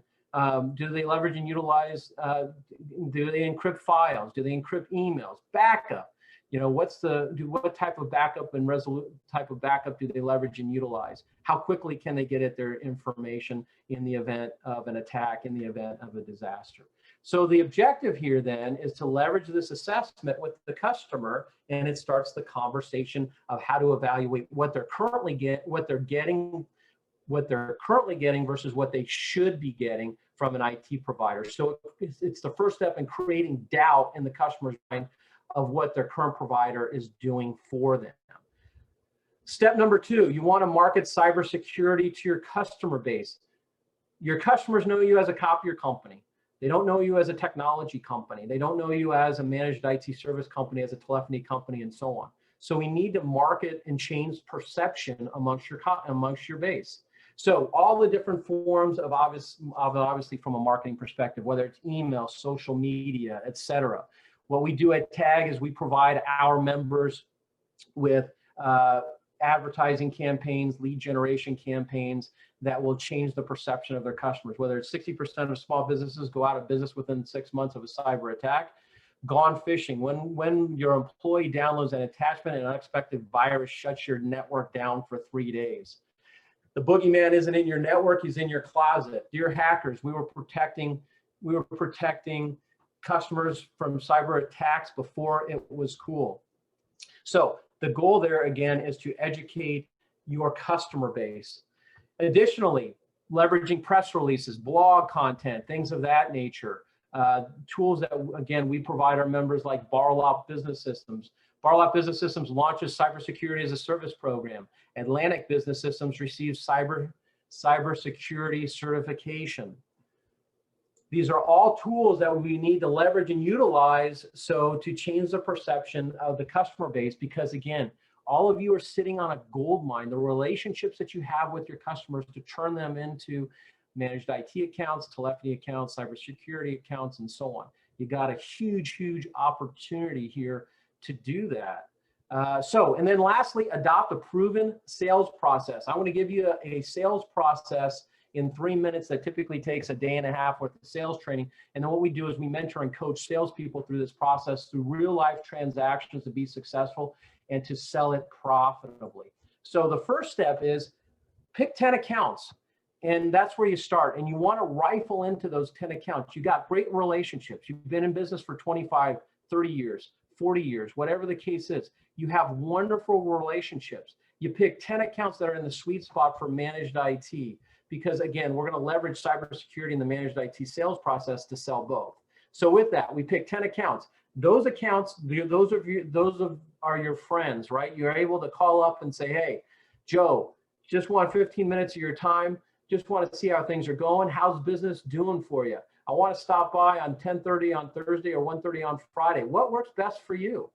And these are companies that you've been doing business for a long time that's going to set the appointment with you. And that's all you need to do. So you want to rifle into those that have the best relationships with. Those that are in the sweet spot for selling IT, 20 to 30 employee companies. You can create a range of 10 to 50, but you don't want to go as high as they have internal IT. That's a whole different sales process. So, or you could do that way, or you can do it another way. Here's another way where you can set the appointment. Hi, this is Brian from TAG. I need to talk to Brent. Is he available? Hi, Brent. You've been a longtime customer, and out of courtesy, I ran a dark web scan for you. Not sure if you understand or know what the dark web is, but it appears that your network has been hacked into, passwords have been compromised, and put on the dark web for sale. This shouldn't be happening. You need to, we can help you prevent this. Let's talk about it. Are you available on 10:30 on Thursday or 1:30 on Friday, whatever the case is? So we can do it in a couple of different ways, but the fact is you have wonderful relationships, and through a defined, proven sales process, you can take the business away from somebody else. That's what the goal here is. All right. And you want to do it profitably. Okay. So with that, I'm going to quickly show you the sales process. The first step is we run a dark web scan. If you're not utilizing a dark web scanning tool, obviously go out and get yourself one. We can run that prior to the first appointment, so we understand what's happening in their environment, what's happening in their network. We set our appointment, so we already know going in what's occurring in that customer. We send out our front end package. That's our marketing collateral. We conduct our research on the company, even though they're an existing account. We want to get up to date as what's happening within that organization. We leverage LinkedIn to continue to leverage trusted relationships and see who we're connected to. We go on that first appointment. And our goal on that first appointment is to conduct a network analysis. That's the whole goal. We don't get into anything else other than have Joe say, yeah, Brian, take a look at my computers, or yeah, do that network analysis you were talking about, Brian. Go for it. That's the objective on the first appointment. You don't do anything else other than that. Second appointment, the sales engineer and the salesperson go out, and we'll get into the purpose of each one. Third appointment is to review the rapid fire reports. Pretty standard. Those of you that are in IT are leveraging and utilizing rapid fire. Additionally, at this point in time, we discuss cloud versus managed IT, because here's the reality. Managed IT, the window is closing, and it's closing rapidly. And here's what COVID did. It made it even faster, because guess what? Companies have their employees sitting at home. Cloud-based IT is opening rapidly, and it's accelerating. And so you have to offer the same. You want to be the expert in Azure. Azure has won the war, because most companies don't need on-premise hardware. Okay, you can transition them into the cloud. So we have that conversation. Is it better to stay on-prem, or is it better to go into the cloud? If you're not dealing and understanding with Azure right now, or taking customers into the cloud, you're already behind. You get educated on that, because you got to offer both into today's environment. Huge, huge opportunities. We have, including ourselves in our direct business and all around the country, whether it's big cities or rural marketplaces, our members are putting their customers into Azure. All right, huge opportunity. And during COVID, it's been hugely positive in all forms of technology being sold around the country. I'm thankful every day we're in the technology business. It's an exciting time, even in this pandemic. And then lastly, we set our proposal presentation. Here's what the 99% of the marketplace does. They go in on the third appointment and they present a proposal while they review the reports. Too much. People don't buy when they're confused. So what we do is we go through the website. We want to take a look at the press releases, get updated. We take a look at LinkedIn.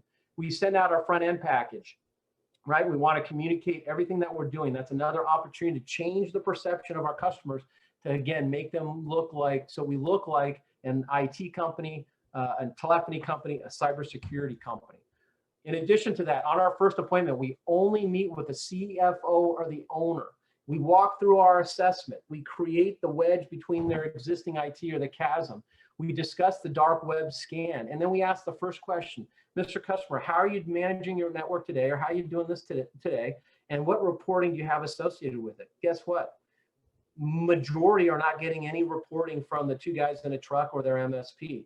And Mr. Customer, will you let me show you a different way of doing it? And then what we do is we show and share, we share how we're protecting their environment through managing, monitoring, optimizing, and so on. And everybody wants to know where they're at, whether they're in a chaotic state, a reactive state, a proactive state, or strategic. And we sit down and say, Mr. Customer, we're going to share with you where you're at. But in 80 to 85% show up in a chaotic state where their network is. But we want to share with them, again, a visual that shows here's how we manage, monitor, and optimize. And then here's how we show where we're at today and where we need to go. So in our conversation with the customer, we sit back and say, Mr. Customer, we're going to get a snapshot of where you're at today. And then through education, through consultation, we're going to understand where we need to go, and we're going to agree upon where we need to go. No one goes from here to here all in one shot. You go from here to here to here and to here, and we're going to protect your investment all the way. Does that make sense to you, Mr. Customer? And they're going to sit back and say, yes. And they're going to, all they did was just agree to get a network analysis done. So second appointment, sales engineer. We're going to take a look at the sales engineer and the salesperson. So they go out and the sales engineer conducts the rapid fire test. They do the site survey while the salesperson is there to cultivate the relationship.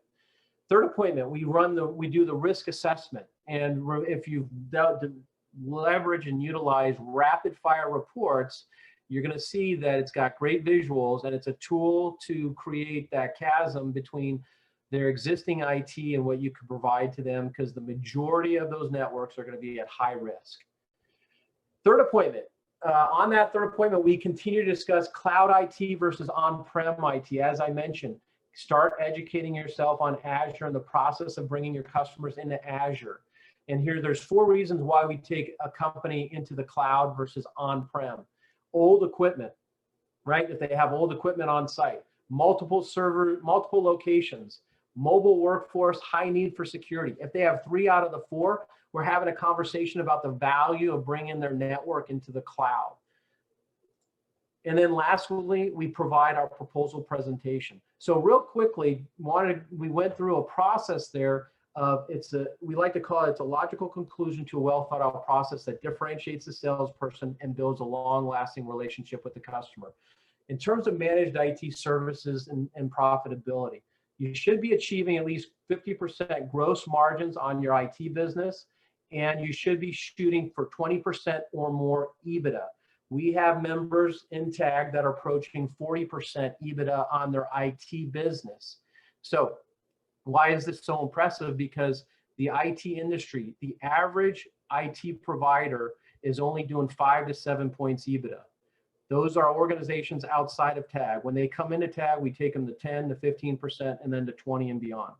That's what we do as an organization. So as an office technology organization, you have a huge opportunity to be successful at IT. There's certain things that you need to tweak in order to do so. So the first one here is selling and offering cybersecurity successfully. Number 1, develop an assessment tool. Leverage an assessment tool to have that conversation with your customer. Number 2, market cybersecurity to your customer base. Start changing the perception. Number 3, while you're all educating your customers on what you do, you want to rifle into those accounts that you have great relationships with, that you can have the conversation with, that would be happy to say, go ahead, take a look at my network and do an analysis, because that's the first step. And then what we do is we leverage the managed IT services sales process to be successful at selling cybersecurity. So with that, we've been excited to be a part of the BTA for the last 2.5 years. We've met a lot of great office technology dealers. We're working with a lot of you. We're excited about it. We have some of these office technology dealers that we are working with include John Ekstrom, the last 3 presidents of the BTA, John Ekstrom, owner of CBE, Bob Evans, owner of Function 4, and the current president of the BTA, Tim Reniger of Kelly Office Solutions. So we're very passionate about what we do. We want to help you be successful and profitable. It's a great time to be in this industry. It's a great time to expand your product portfolio, offering these solutions. And if you're already offering them, how to get better and more profitable. Happy to help any way we can. And I want to thank the BTA for the opportunity to present today. And I want to thank all of you for your time. Thank you.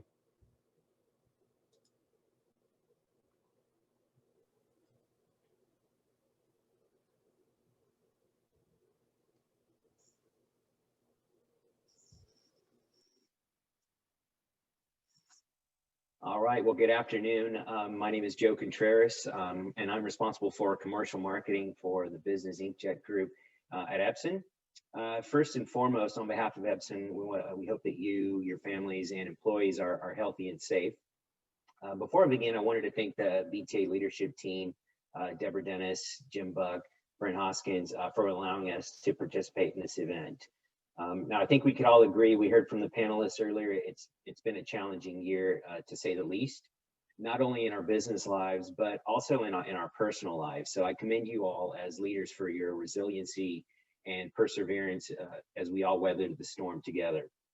So as we heard earlier, you know, the industry's been hit hard as many companies have shifted to a remote or hybrid workforce approach. And for part of the year, many students were also learning from home. So that page volume, which is the lifeblood of our business, is really shifting to other areas from the office and to perhaps remote locations. At the manufacturer level, you're hearing about many taking extreme cost-cutting measures like layoffs, reorganizations, and it's simply because it's difficult to outrun the decline in sales. So it's very unfortunate to hear. But I'm happy to say that there's still plenty of revenue-generating opportunities if you're focused on the market and focused on the right areas. So my question to all the dealers today is, are you ready to go the distance? I can assure you that at Epson we are, and we want to be the partner that's helping you drive success in your marketplace. Our print business is solid, healthy, and we're continuing to grow and invest for growth. And that investment spans across our sales channel and that team that we've developed to help you in your sales efforts, and also a very unique and differentiated product portfolio of Business Inkjet products. And that ranges from desktop A4 all the way up to A3 and light production devices.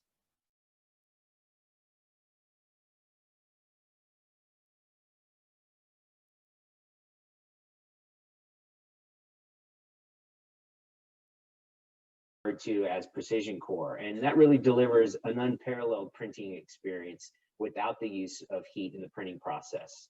And so it's that core attribute that really, again, differentiates us and that is putting us at the forefront of the industry in disruption.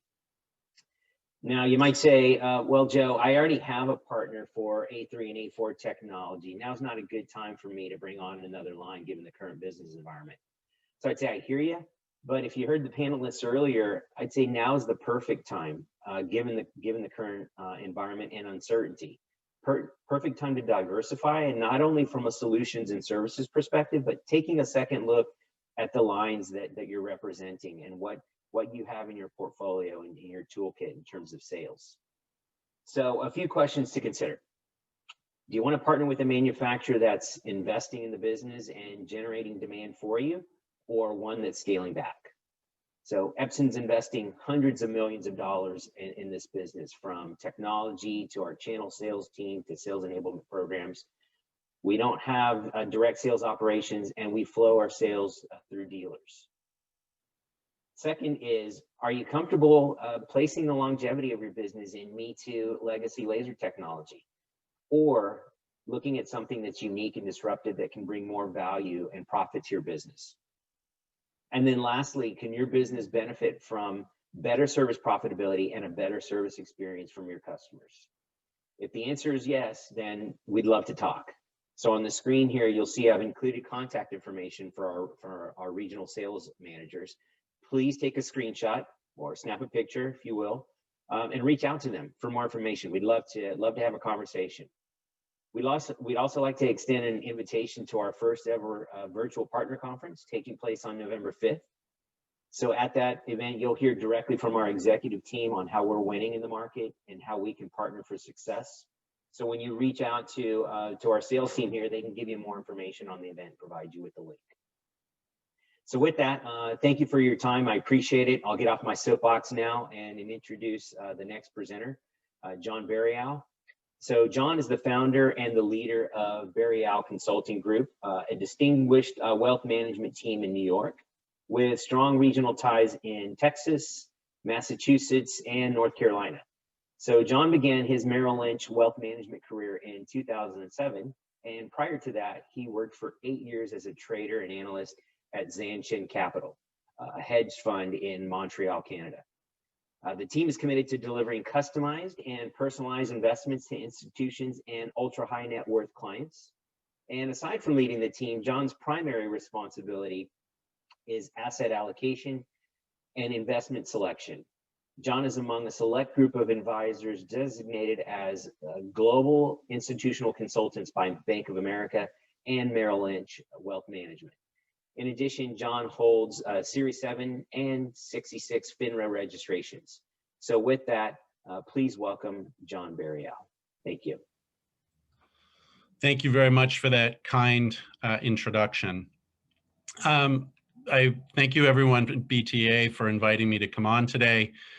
I think, the purpose of me coming on is really just to have a quick conversation around, the economy, how we got here, what Corona has done. And I think more importantly, what we see in the quarters and next couple of years. Trying to plan for an economic environment that is, highly volatile to say the least is really hard. And I think, we might be able to offer a few insights that can help you think about the longer term. I always think if you look at a mosaic, sort of a tile mosaic, and you're really up close, all you see are these little bits of tile. As you step back and you take in the full picture, you get a much better understanding of kind of what the design is and what it's showing you.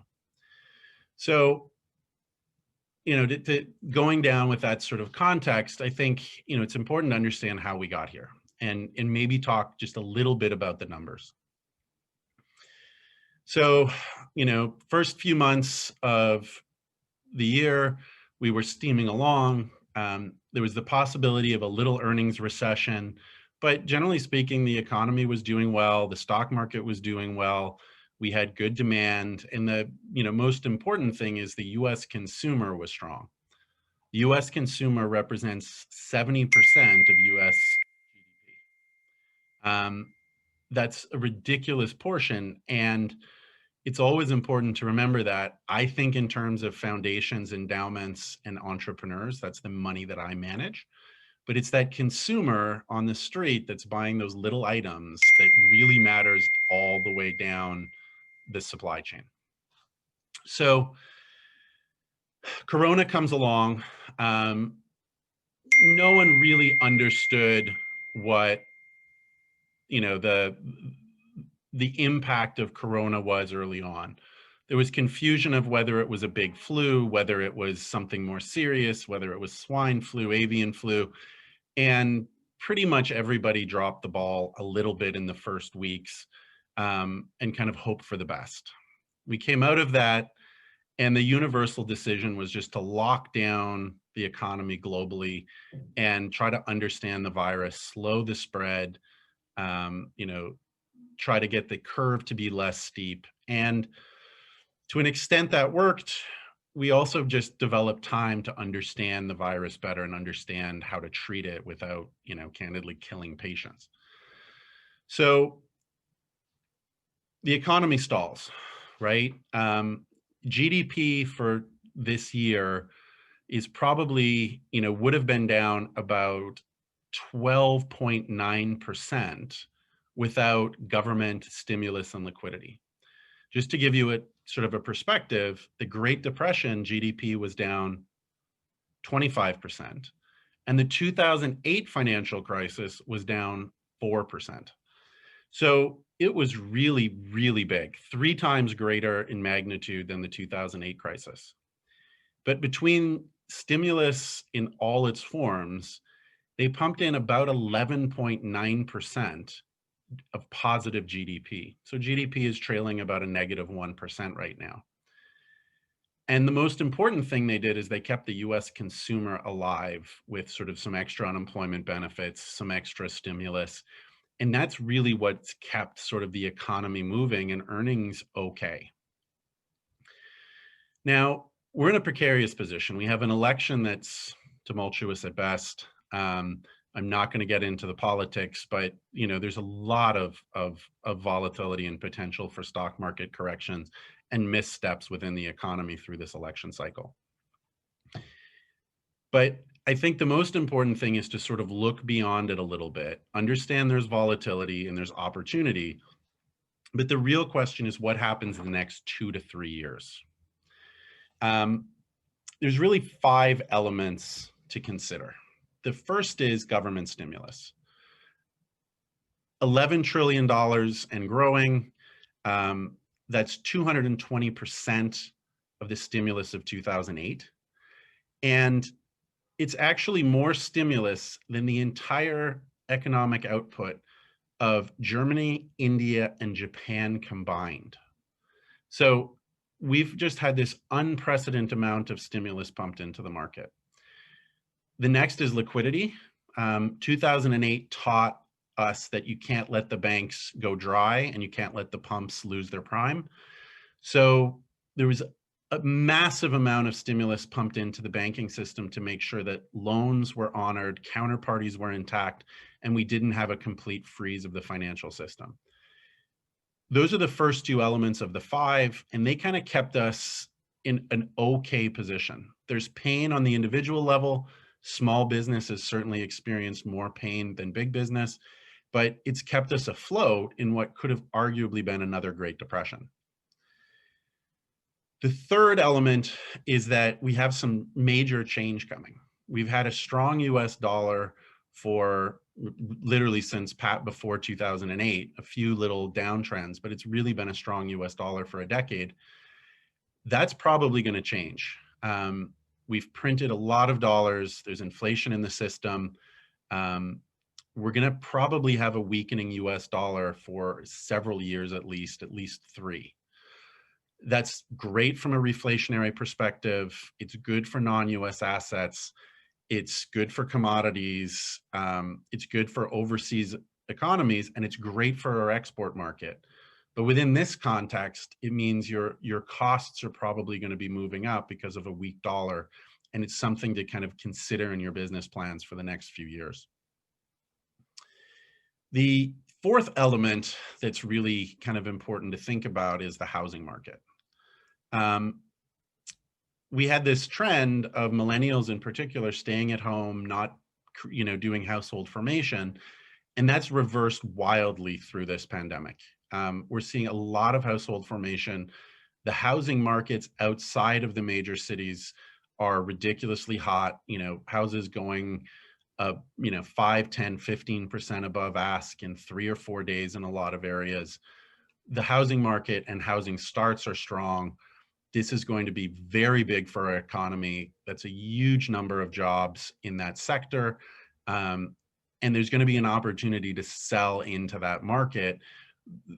A lot of those companies were almost shuttered after 2008, and they're really just starting to get strength now. So they're going to have to staff up. They're going to have to gear up, get new technology, and kind of become relevant again. The last piece, I think, is the last element of this recovery is probably most important for this context and this conversation, and it's innovation and capital expenditure.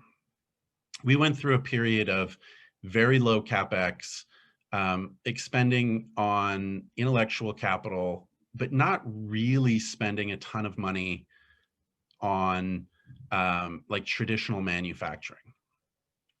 That's pretty much over. No matter who wins the election, there will be some stimulus coming out. There's going to be an infrastructure rebuild that's pretty much universally understood that's going to be the next 5 years to kind of pump the economy with construction jobs and get our infrastructure back to be competitive.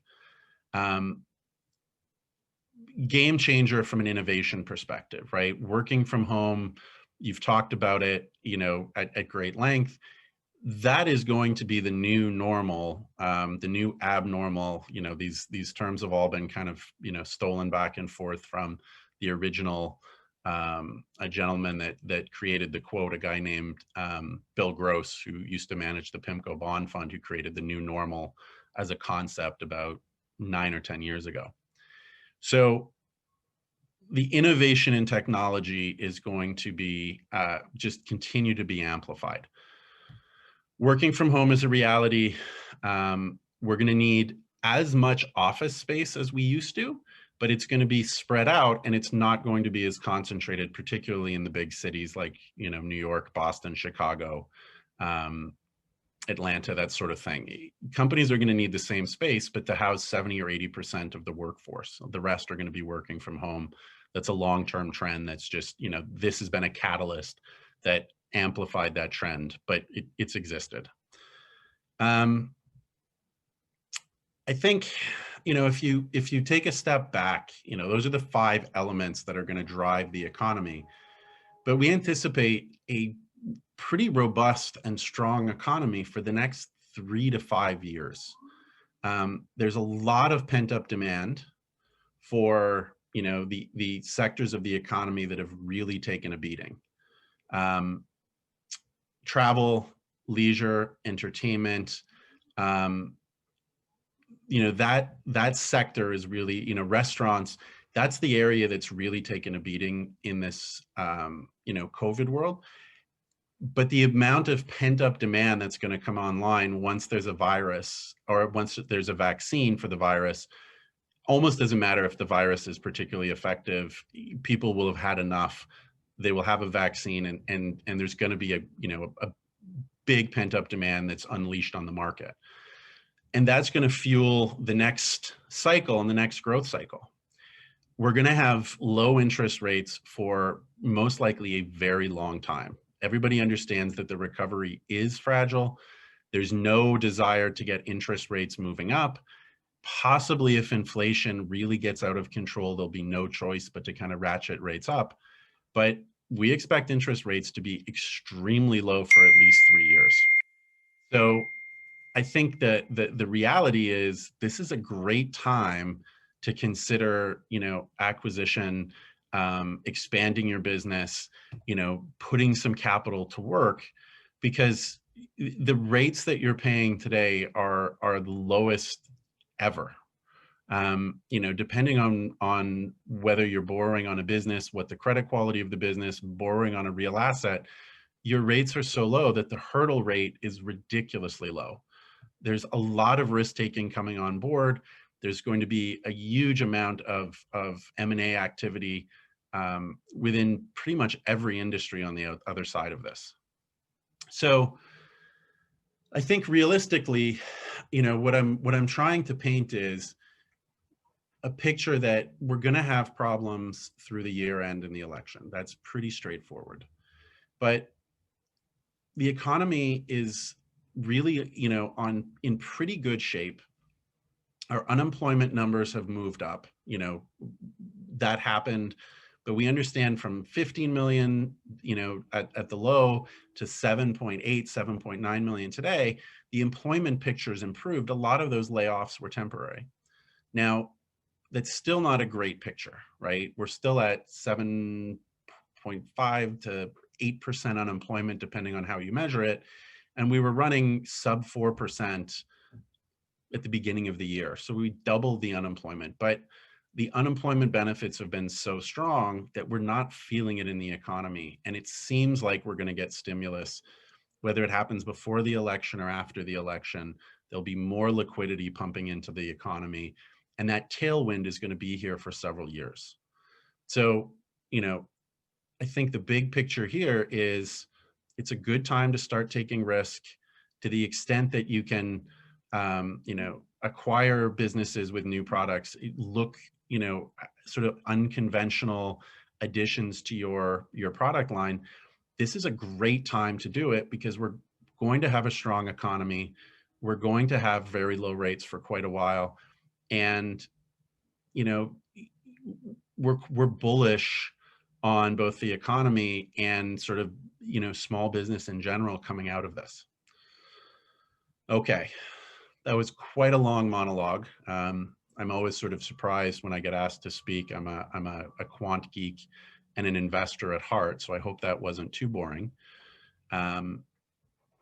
I think I'll just leave you with, a couple of thoughts. One, there will be a new normal. We're going to get there very quickly. We've already sort of figured out from a health perspective how to deal with this on a big picture basis. Individual tragedy is still there. There's still going to be pain, but as a society, we kind of know the right tools on how to deal with COVID. And it's a matter of will, time, a little bit of luck, and then, waiting it out till we get an effective vaccine. That's just around the corner, whether it's Q1 or Q2 of next year, it's soon from a business perspective. Two is, this is more of a human component. The stock market has made, especially sort of tech stocks and growthier equities, have made all-time highs throughout this. And that's pretty straightforward. You can't buy bonds. Interest rates are low. They don't return anything. They're giving you negative real returns. Value stocks, nobody is looking at because they don't understand the supply chain. They don't understand the consumer. There's just no demand for it. So tech has been the only game in town. And that's created a relatively, inflated market. And it's very easy to be pessimistic when you have valuations that are high and stretched, and that's kind of where we are today. But when you have a little bubble, there's two options. One, it bursts, and that's painful. That's the 2001 tech crisis. Or two, there's growth into those valuations, and that's what we think is going to happen. So it's very easy to be pessimistic today. It's very easy to look, very closely at that mosaic, look at the minutia that is very negative and has real personal tragedy involved. But it's that long view that's really going to help sort of plan for the next 3 to 5 years. We have a good environment to do business. It's going to get better over the next 6 months. And there should be a good expansion for at least 3 to 5 years after that.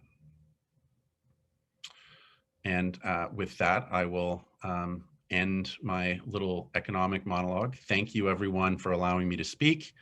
I'm always happy to, get on the phone with any of the members that sort of want to talk markets, portfolios, and, thank you very much for the opportunity. Thank you so much, John. We appreciate it. And at this time, I think we're going to do another poll. We'd love for all of our participants to participate. The question is, which of the following is true for your dealership on average in the past month? We'd like to get as much participation as we can. If you could take a moment and fill in the correct answer.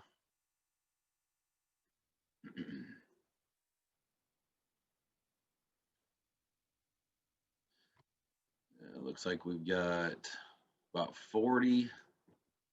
We'll keep it on there a little bit longer. Around 80. All right, we'll do it about another 10 seconds, and then we'll ask Brent to close the poll out.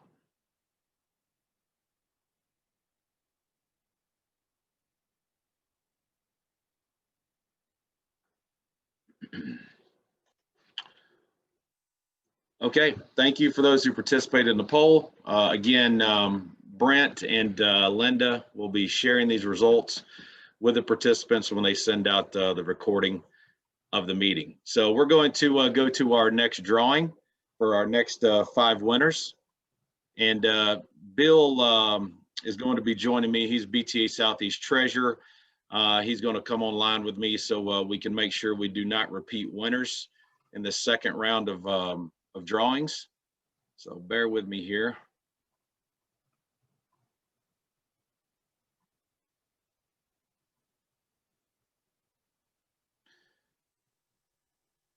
Okay, so we're going to draw for our next winner for the $1,000 towards the show in March.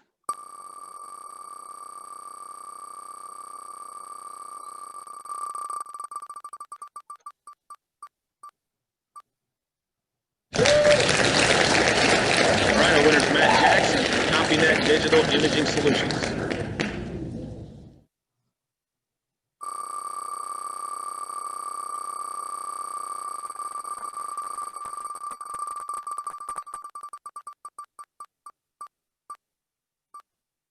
And our second winner this round is Don Major, MDM.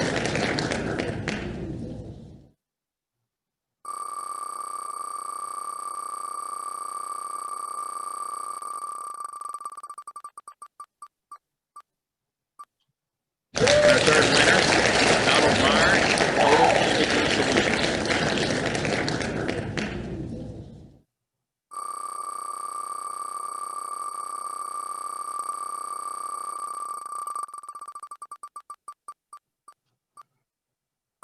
The next winner is Beriau, International Alien Equipment.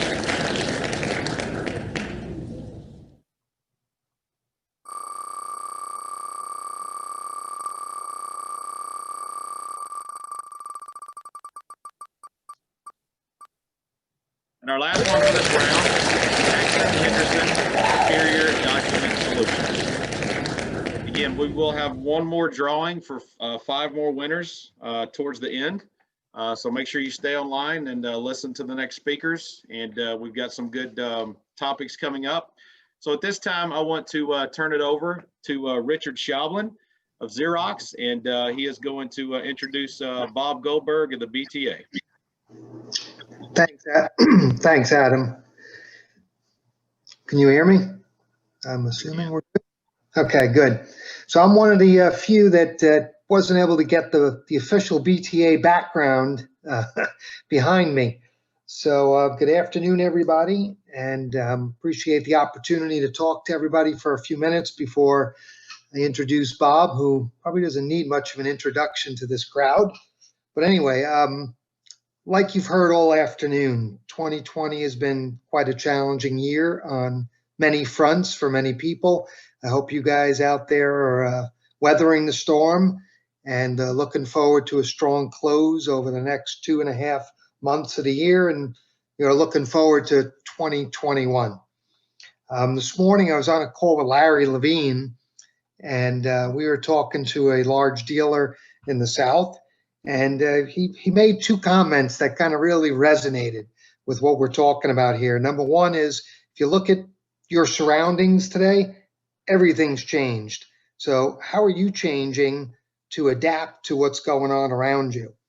And the second thing was that we need to start thinking about, and if you know Larry, he tells this story all the time, selling an experience or a memory, not selling a product. Because everybody sells a product, but what are people going to remember? They're going to remember something different, something unique, something that was good. So I'll leave you with those 2 thoughts. And along those lines, yeah, I've been involved with the Xerox Dealer Program since it started about 6 years ago. I've done a lot of the recruiting across the country. And this afternoon, we heard a lot of good ideas on how you can expand and grow your business into new revenue opportunities. But I want to make 2 points about the base traditional business that still represent some good opportunity for growth. Number one is, apps. Everybody's been talking about selling solutions or selling apps. And when you think about people working from home, just because they're working from home doesn't mean they don't need access to all the same things they needed in the office. And there are a tremendous number of apps that Xerox has on our app gallery, whether it's encrypted email, connectors to things like Concur, Salesforce, ways to do auto redaction, audio conversion capabilities. There's all kinds of apps to help your customers continue to do business the way they need to do it, even though they're sitting at home. So that's the first thing. And then the second thing is color printing. Xerox has been really pushing this year, and we've expanded it throughout our production line, the ability to print fluorescence, the ability to print gold, silver, white, and clear, all different ways to provide and create new printing opportunities and new applications for the way we do business today. So think about those, and if you'd like to talk about some of the things Xerox might be able to do for you this year and going forward, I'd love to talk to you. And with that, we'll go to Mr. Goldberg is going to be the last speaker of the afternoon, I believe. And Bob, you were right. I'm going to read the paragraph that they gave me, but it's pretty extensive. Bob's been in the industry for 42 years. He graduated from law school in 1973 and joined the Antitrust Division of the Illinois Attorney General Office. Bob's government career continued with the FTC Commission until 1977, when he transitioned into private practice. He was the partner with the firm of Freeman, Atkins, and Coleman, where he specialized in antitrust and trade regulation matters. Bob then joined the law firm of Schoenberg, Finkel, Newman, and Rosenberg, and was a partner with that firm from 1984 to 2008. In 2008, he became the counsel to the firm, continuing to collaborate and mentor with the firm's attorney and staff. Since 1977, Bob has been the general counsel for the BTA, providing BTA members with no-fee advice and guidance on a diverse range of topics. And with that, I'll hand it over to you, Bob, to take us through the next topic of the COVID fallout. Thank you, Richard, and thank you for all you've done for the Xerox dealers and helping them expand and grow with the products you offer. You've done an amazing job. The next time you have an introduction of me, I'll have them send you my wife's introduction, not my mother's, and you can get through that in about 10 seconds. I want to thank you all. It's a pleasure to be back with you again and to share with you some of the COVID fallout that's come about. I guess I'm sort of like the virus. Until there's a vaccine, I'll still be around. So I enjoy every minute that I get to spend with dealers, and today is a fantastic day because there's a lot of interchange going on. I think you all may think you know what COVID stands for. You've heard the word COVID for months now, but in Bob's world, COVID stands for COVID, clicks on vacation in dealerships. And we have had clicks on vacation, and clicks have gone down. And if you looked at the earlier poll, you'll see they're gradually coming back. But when will they come back, and what will happen? There's been significant COVID fallout. And as we've heard this afternoon, it's important that we look at our business and adjust our business consistent with what's happening in the world. And COVID has changed the need we have for certain employees, how we go to market, how we send out technicians. And let me share some of these things with you. And then I want to spend the majority of the time seeking forgiveness from the government for those great Paycheck Protection Program loans we received. So let's just start with some of the things that COVID has changed for you in your business that you should be aware of and you should follow to make sure you're in compliance. There are many governmental entities that are participating in COVID regulation. Among those is OSHA. We heard OSHA in the past. We looked at our toner labels. We looked at other chemicals we might have used in our business and see that we had to take certain precautions. Well, OSHA has determined, and rightfully so, that COVID, the coronavirus, is a workplace hazard. So once an disease like this, a virus like this, is designated as a workplace hazard, you need to take certain precautions on behalf of your employees. They're the typical things you've heard, but you should be following back at the office. You should have spacing. You should have personal protection equipment available. You can't force people, most jurisdictions, to wear a mask, but you should have it available and highly recommend that they wear masks. You should have sanitizers available. You should space your employees out so they're at least 6 feet apart. And if they're not 6 feet apart, then you might look at plastic partitions or other things to help you. These things are important. if one of your employees were to contract COVID and contend that it came from your workplace, you would have some exposure and liability. Hopefully it'd be covered by workers' compensation, but we can never be certain of that. The OSHA requirements also take place when you send one of your technicians or salespeople or one of your new marketing marketers out to the customer in your area. In that case, again, the PPP should be available. Again, they should make sure that the environment they're going into has been sanitized by the end user prior to their arrival, that there's not a bunch of people around telling them what's wrong with the machine, but one point person. And I found many dealers have been successful in doing before office hour and after office hour repairs. So think about OSHA and think about what the requirements are. Now we have to look again at the Department of Labor. We looked at DOL many times in terms of overtime compensation. With remote workers, this is a new issue. Remote workers who are working more than their typical 8-hour day in California or 40-hour week in most other jurisdictions may be entitled to overtime. And it's easily trackable now, very simply because we have all these devices that are remotely connected to the network when people are on, when they're not on, phones when they're on and when they're not on, in terms of making calls and time stamping each of those calls. So again, be cognizant of the issue of overtime compensation for remote workers and make sure you're regulating that properly. I've always contended and suggest that overtime may only be incurred with the express written consent of a supervisor or owner, and I think that policy should continue. Does it mean that if someone is working with your knowledge and you're taking the benefit that they're not entitled to overtime? That is a false understanding. If you take the benefit, even if you have instructed not to, you could be found to be responsible for overtime compensation.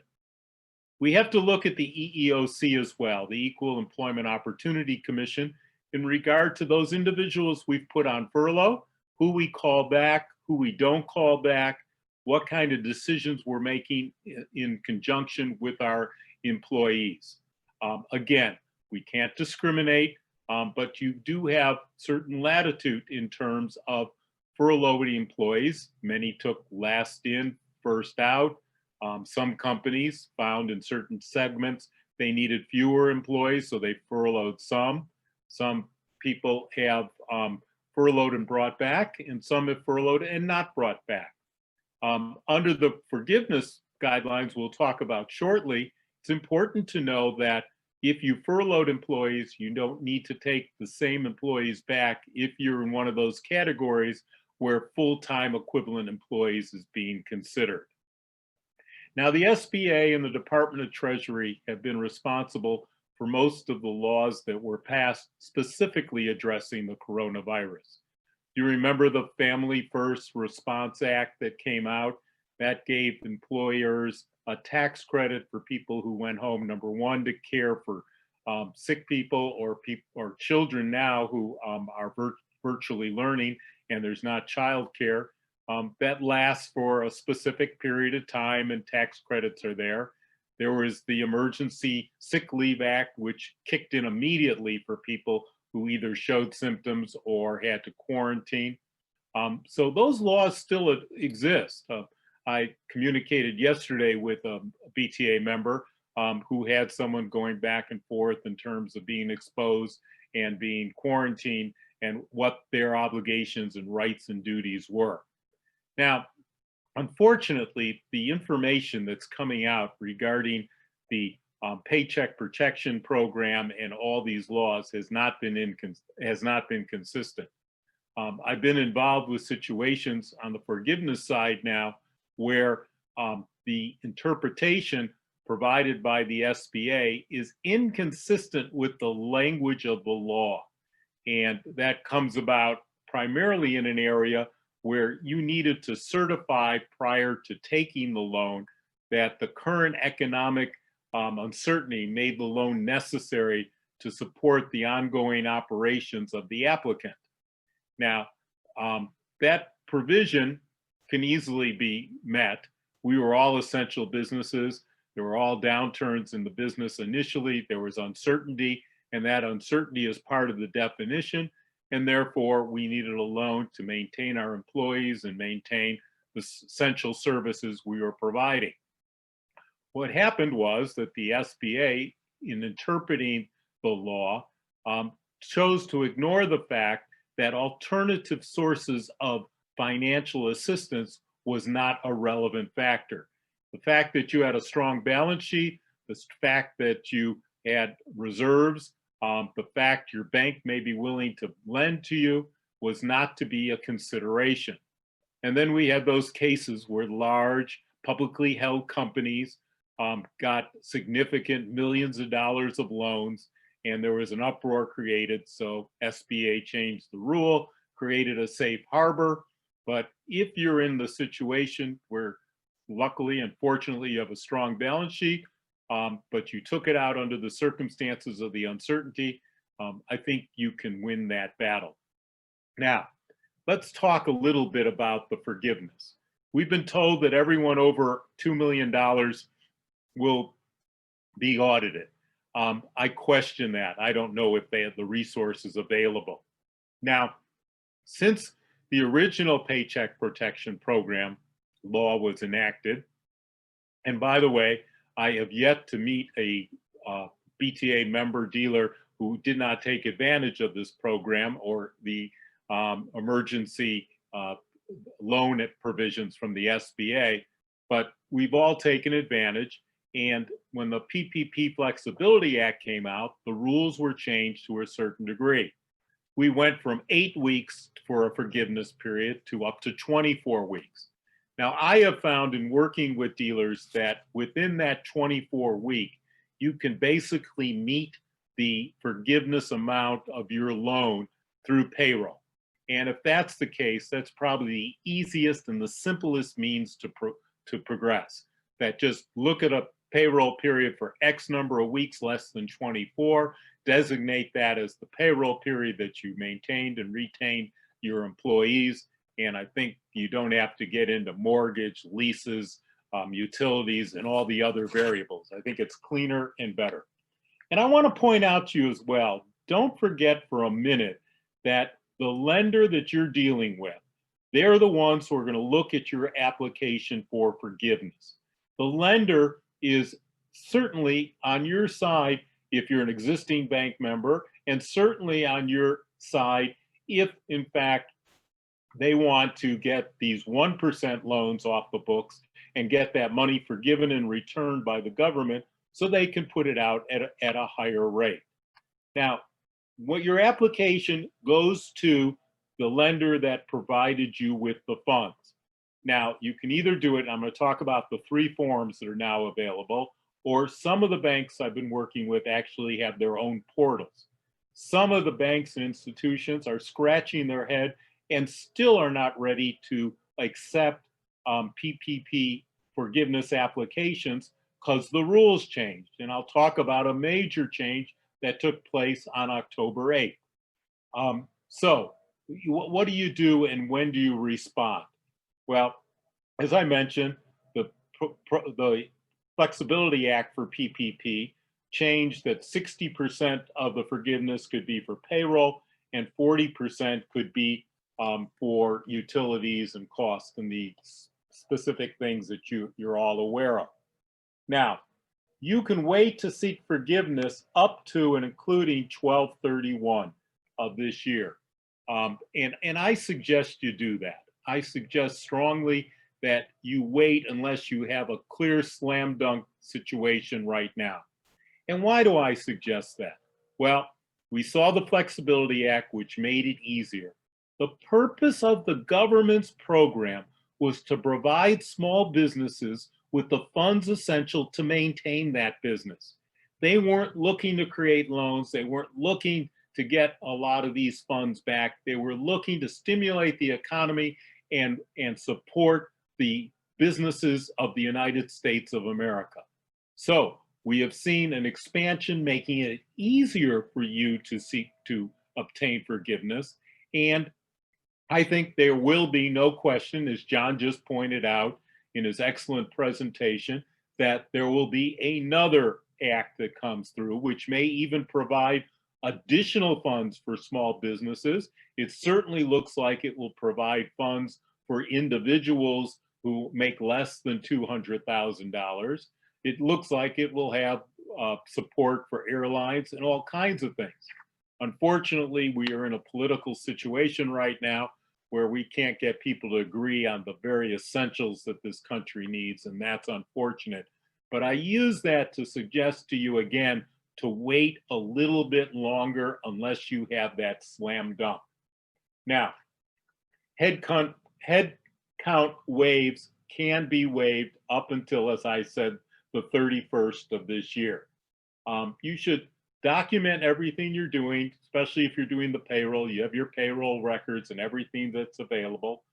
And I want to remind you that although there's been some controversy on this, I think it's very clear in the law that the forgiveness amount that you receive from the government is not taxable. I think most of you are probably aware that in many circumstances, if you have a debt or a loan and it's forgiven, that's considered income to you and should be reported. The forgiveness, the original act is specific that it's not taxable, so I don't think that will be changed at all. I also suggest to you that although it's not taxable, those amounts for payroll and everything are also not deductible from your tax returns when you formulate them. So let me switch quickly to the 3 forms that are now available for you and the new one that came out on October 8th. This is called the Form 3508S like in Sam, which is Simplified PPP Loan Forgiveness Application. And that it's applicable to loan sizes of $50,000 or less. And I read today, I did a little research, they feel that accounts for 70% of the loans received were under $50,000. Now, one of the items that the Congress, the House of Representatives had in their proposed bill was that anything under $75,000 was automatically forgiven.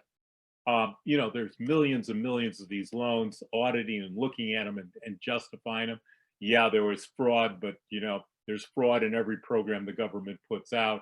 They're just looking at that. So again, wait a little bit if your loan is in that range. Wait to see what the next legislation provides for you. But this is applicable, as I said, to loans of $50,000 and less. And all you have to do is give demographic information, the loan information, the covered period, the 0 to 24 weeks, confirmation that everything you say is true and correct. And be careful there. What you're signing basically is an affidavit that you're not lying to the government and everything is true and correct under penalties, criminal penalties that exist. They will find people, and I know they found people in Illinois already that applied for fraudulent PPP loans and used it for personal purposes, and they've been indicted here in Illinois. So be careful and you know, be honest and be forthright. It's not difficult to do to get your loan and your business forgiven. The supporting documents need to be available, but don't need to be provided. Excluded from the information, the exact figures of your payroll, mortgage interest expenses, rent and lease, utility, reduction in full-time employee equivalents. That is important. You don't have to deal with that. So if you're under 50,000, you know, go to the SBA website, click on the 3508S form and use that very quickly, and that will be an advantage to you. The other form that came out with the second reduction to the PPP, the extension, was the 3508EZ form, Excellent Zebra form. That's like our short form or your easy 1040 form. And it's applicable to loans of all sizes. And it applies that if the employee did not reduce wages more than 25% or hours during the period, you were fine. And the same for both hours and the period. I believe I have that right. 25 covered period or the alternative period payroll, and reduce hourly wages or salaries, same thing for 25%. Again, it's limited information that you give. The loan information, the covered period, payroll costs, mortgage, interest expenses, rent or lease expenses, utility. You confirm again and do the others. That's the confirmation we talked about. The straightforward form, those of you with larger loans or didn't reduce your employee headcount by more than 25% or salary by more than 20%, you go to the 3508. And again, it's not a difficult form. I've worked with people who received over $2 million and have filled out that form and submitted it to our financial institution, had it accepted. Then the financial institution, with their recommendation, submit it to the SBA through the SBA portal. You cannot go directly to the SBA, and we have heard nothing back. And even if the SBA were, I'm sure they have a logarithm that they put through all the numbers to make sure if they all seem appropriate. Even if they were to challenge your forgiveness application, you have a right of appeal. So there's a lot going on. I was limited to 15 minutes or 20 minutes, and I've exceeded it like I usually do. I exceeded only because of my compassion for dealers and my desire to help. If you're a BTA member, just flip me an email and we'll go through whatever is on your mind regarding your business and your business activities. BTA has provided this benefit for years. We also have a number of great educational programs and weekly webinars. Be sure to take advantage of those. And I thank each and every one of you for spending some time at the BTA Southeast virtual event and for them for putting this on. And I look forward to hearing from you again shortly. Thank you.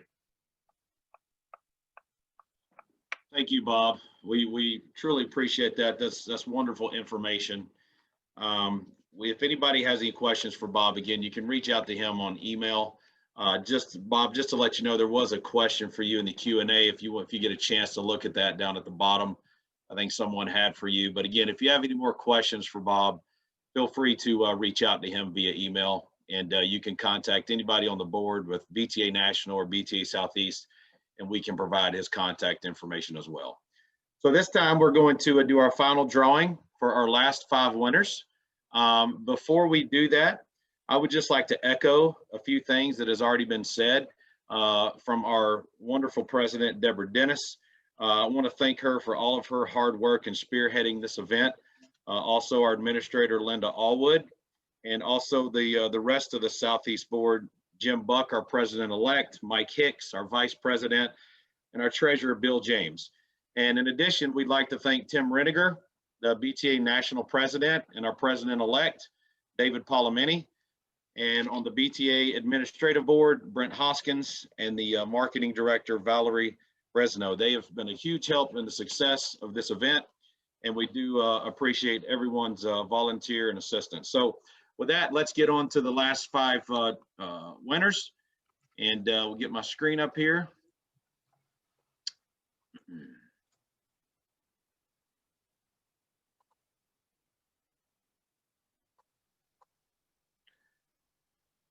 And we'll go for our first one on this round of 5.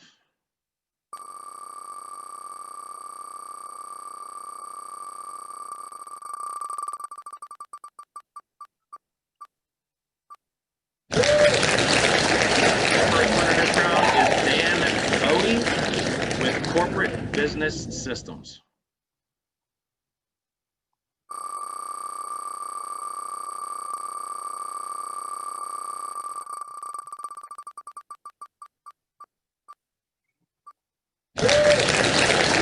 Second one of this round is Frank Suerth with Woodburn Company.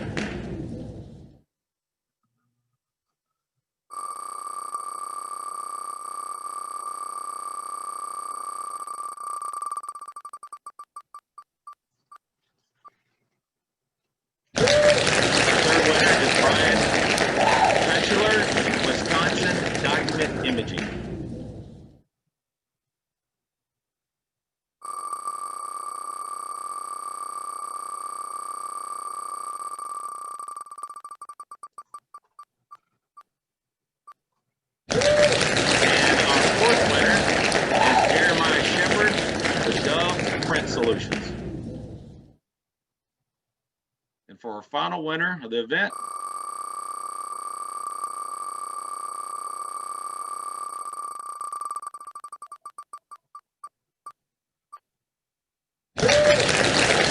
Christopher Geoffrey with Alltech Business Solutions.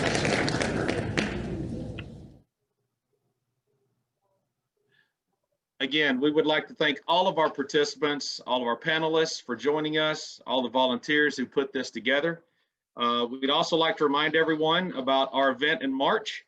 The first meeting we'll be having in person, I guess post-COVID, will be in Orlando, March 19th through the 20th of next year at the Disney Grand Floridian. Again, thank you for everyone for sharing your time with us as we make plans for facing the future together in 2021. Everyone have a wonderful evening.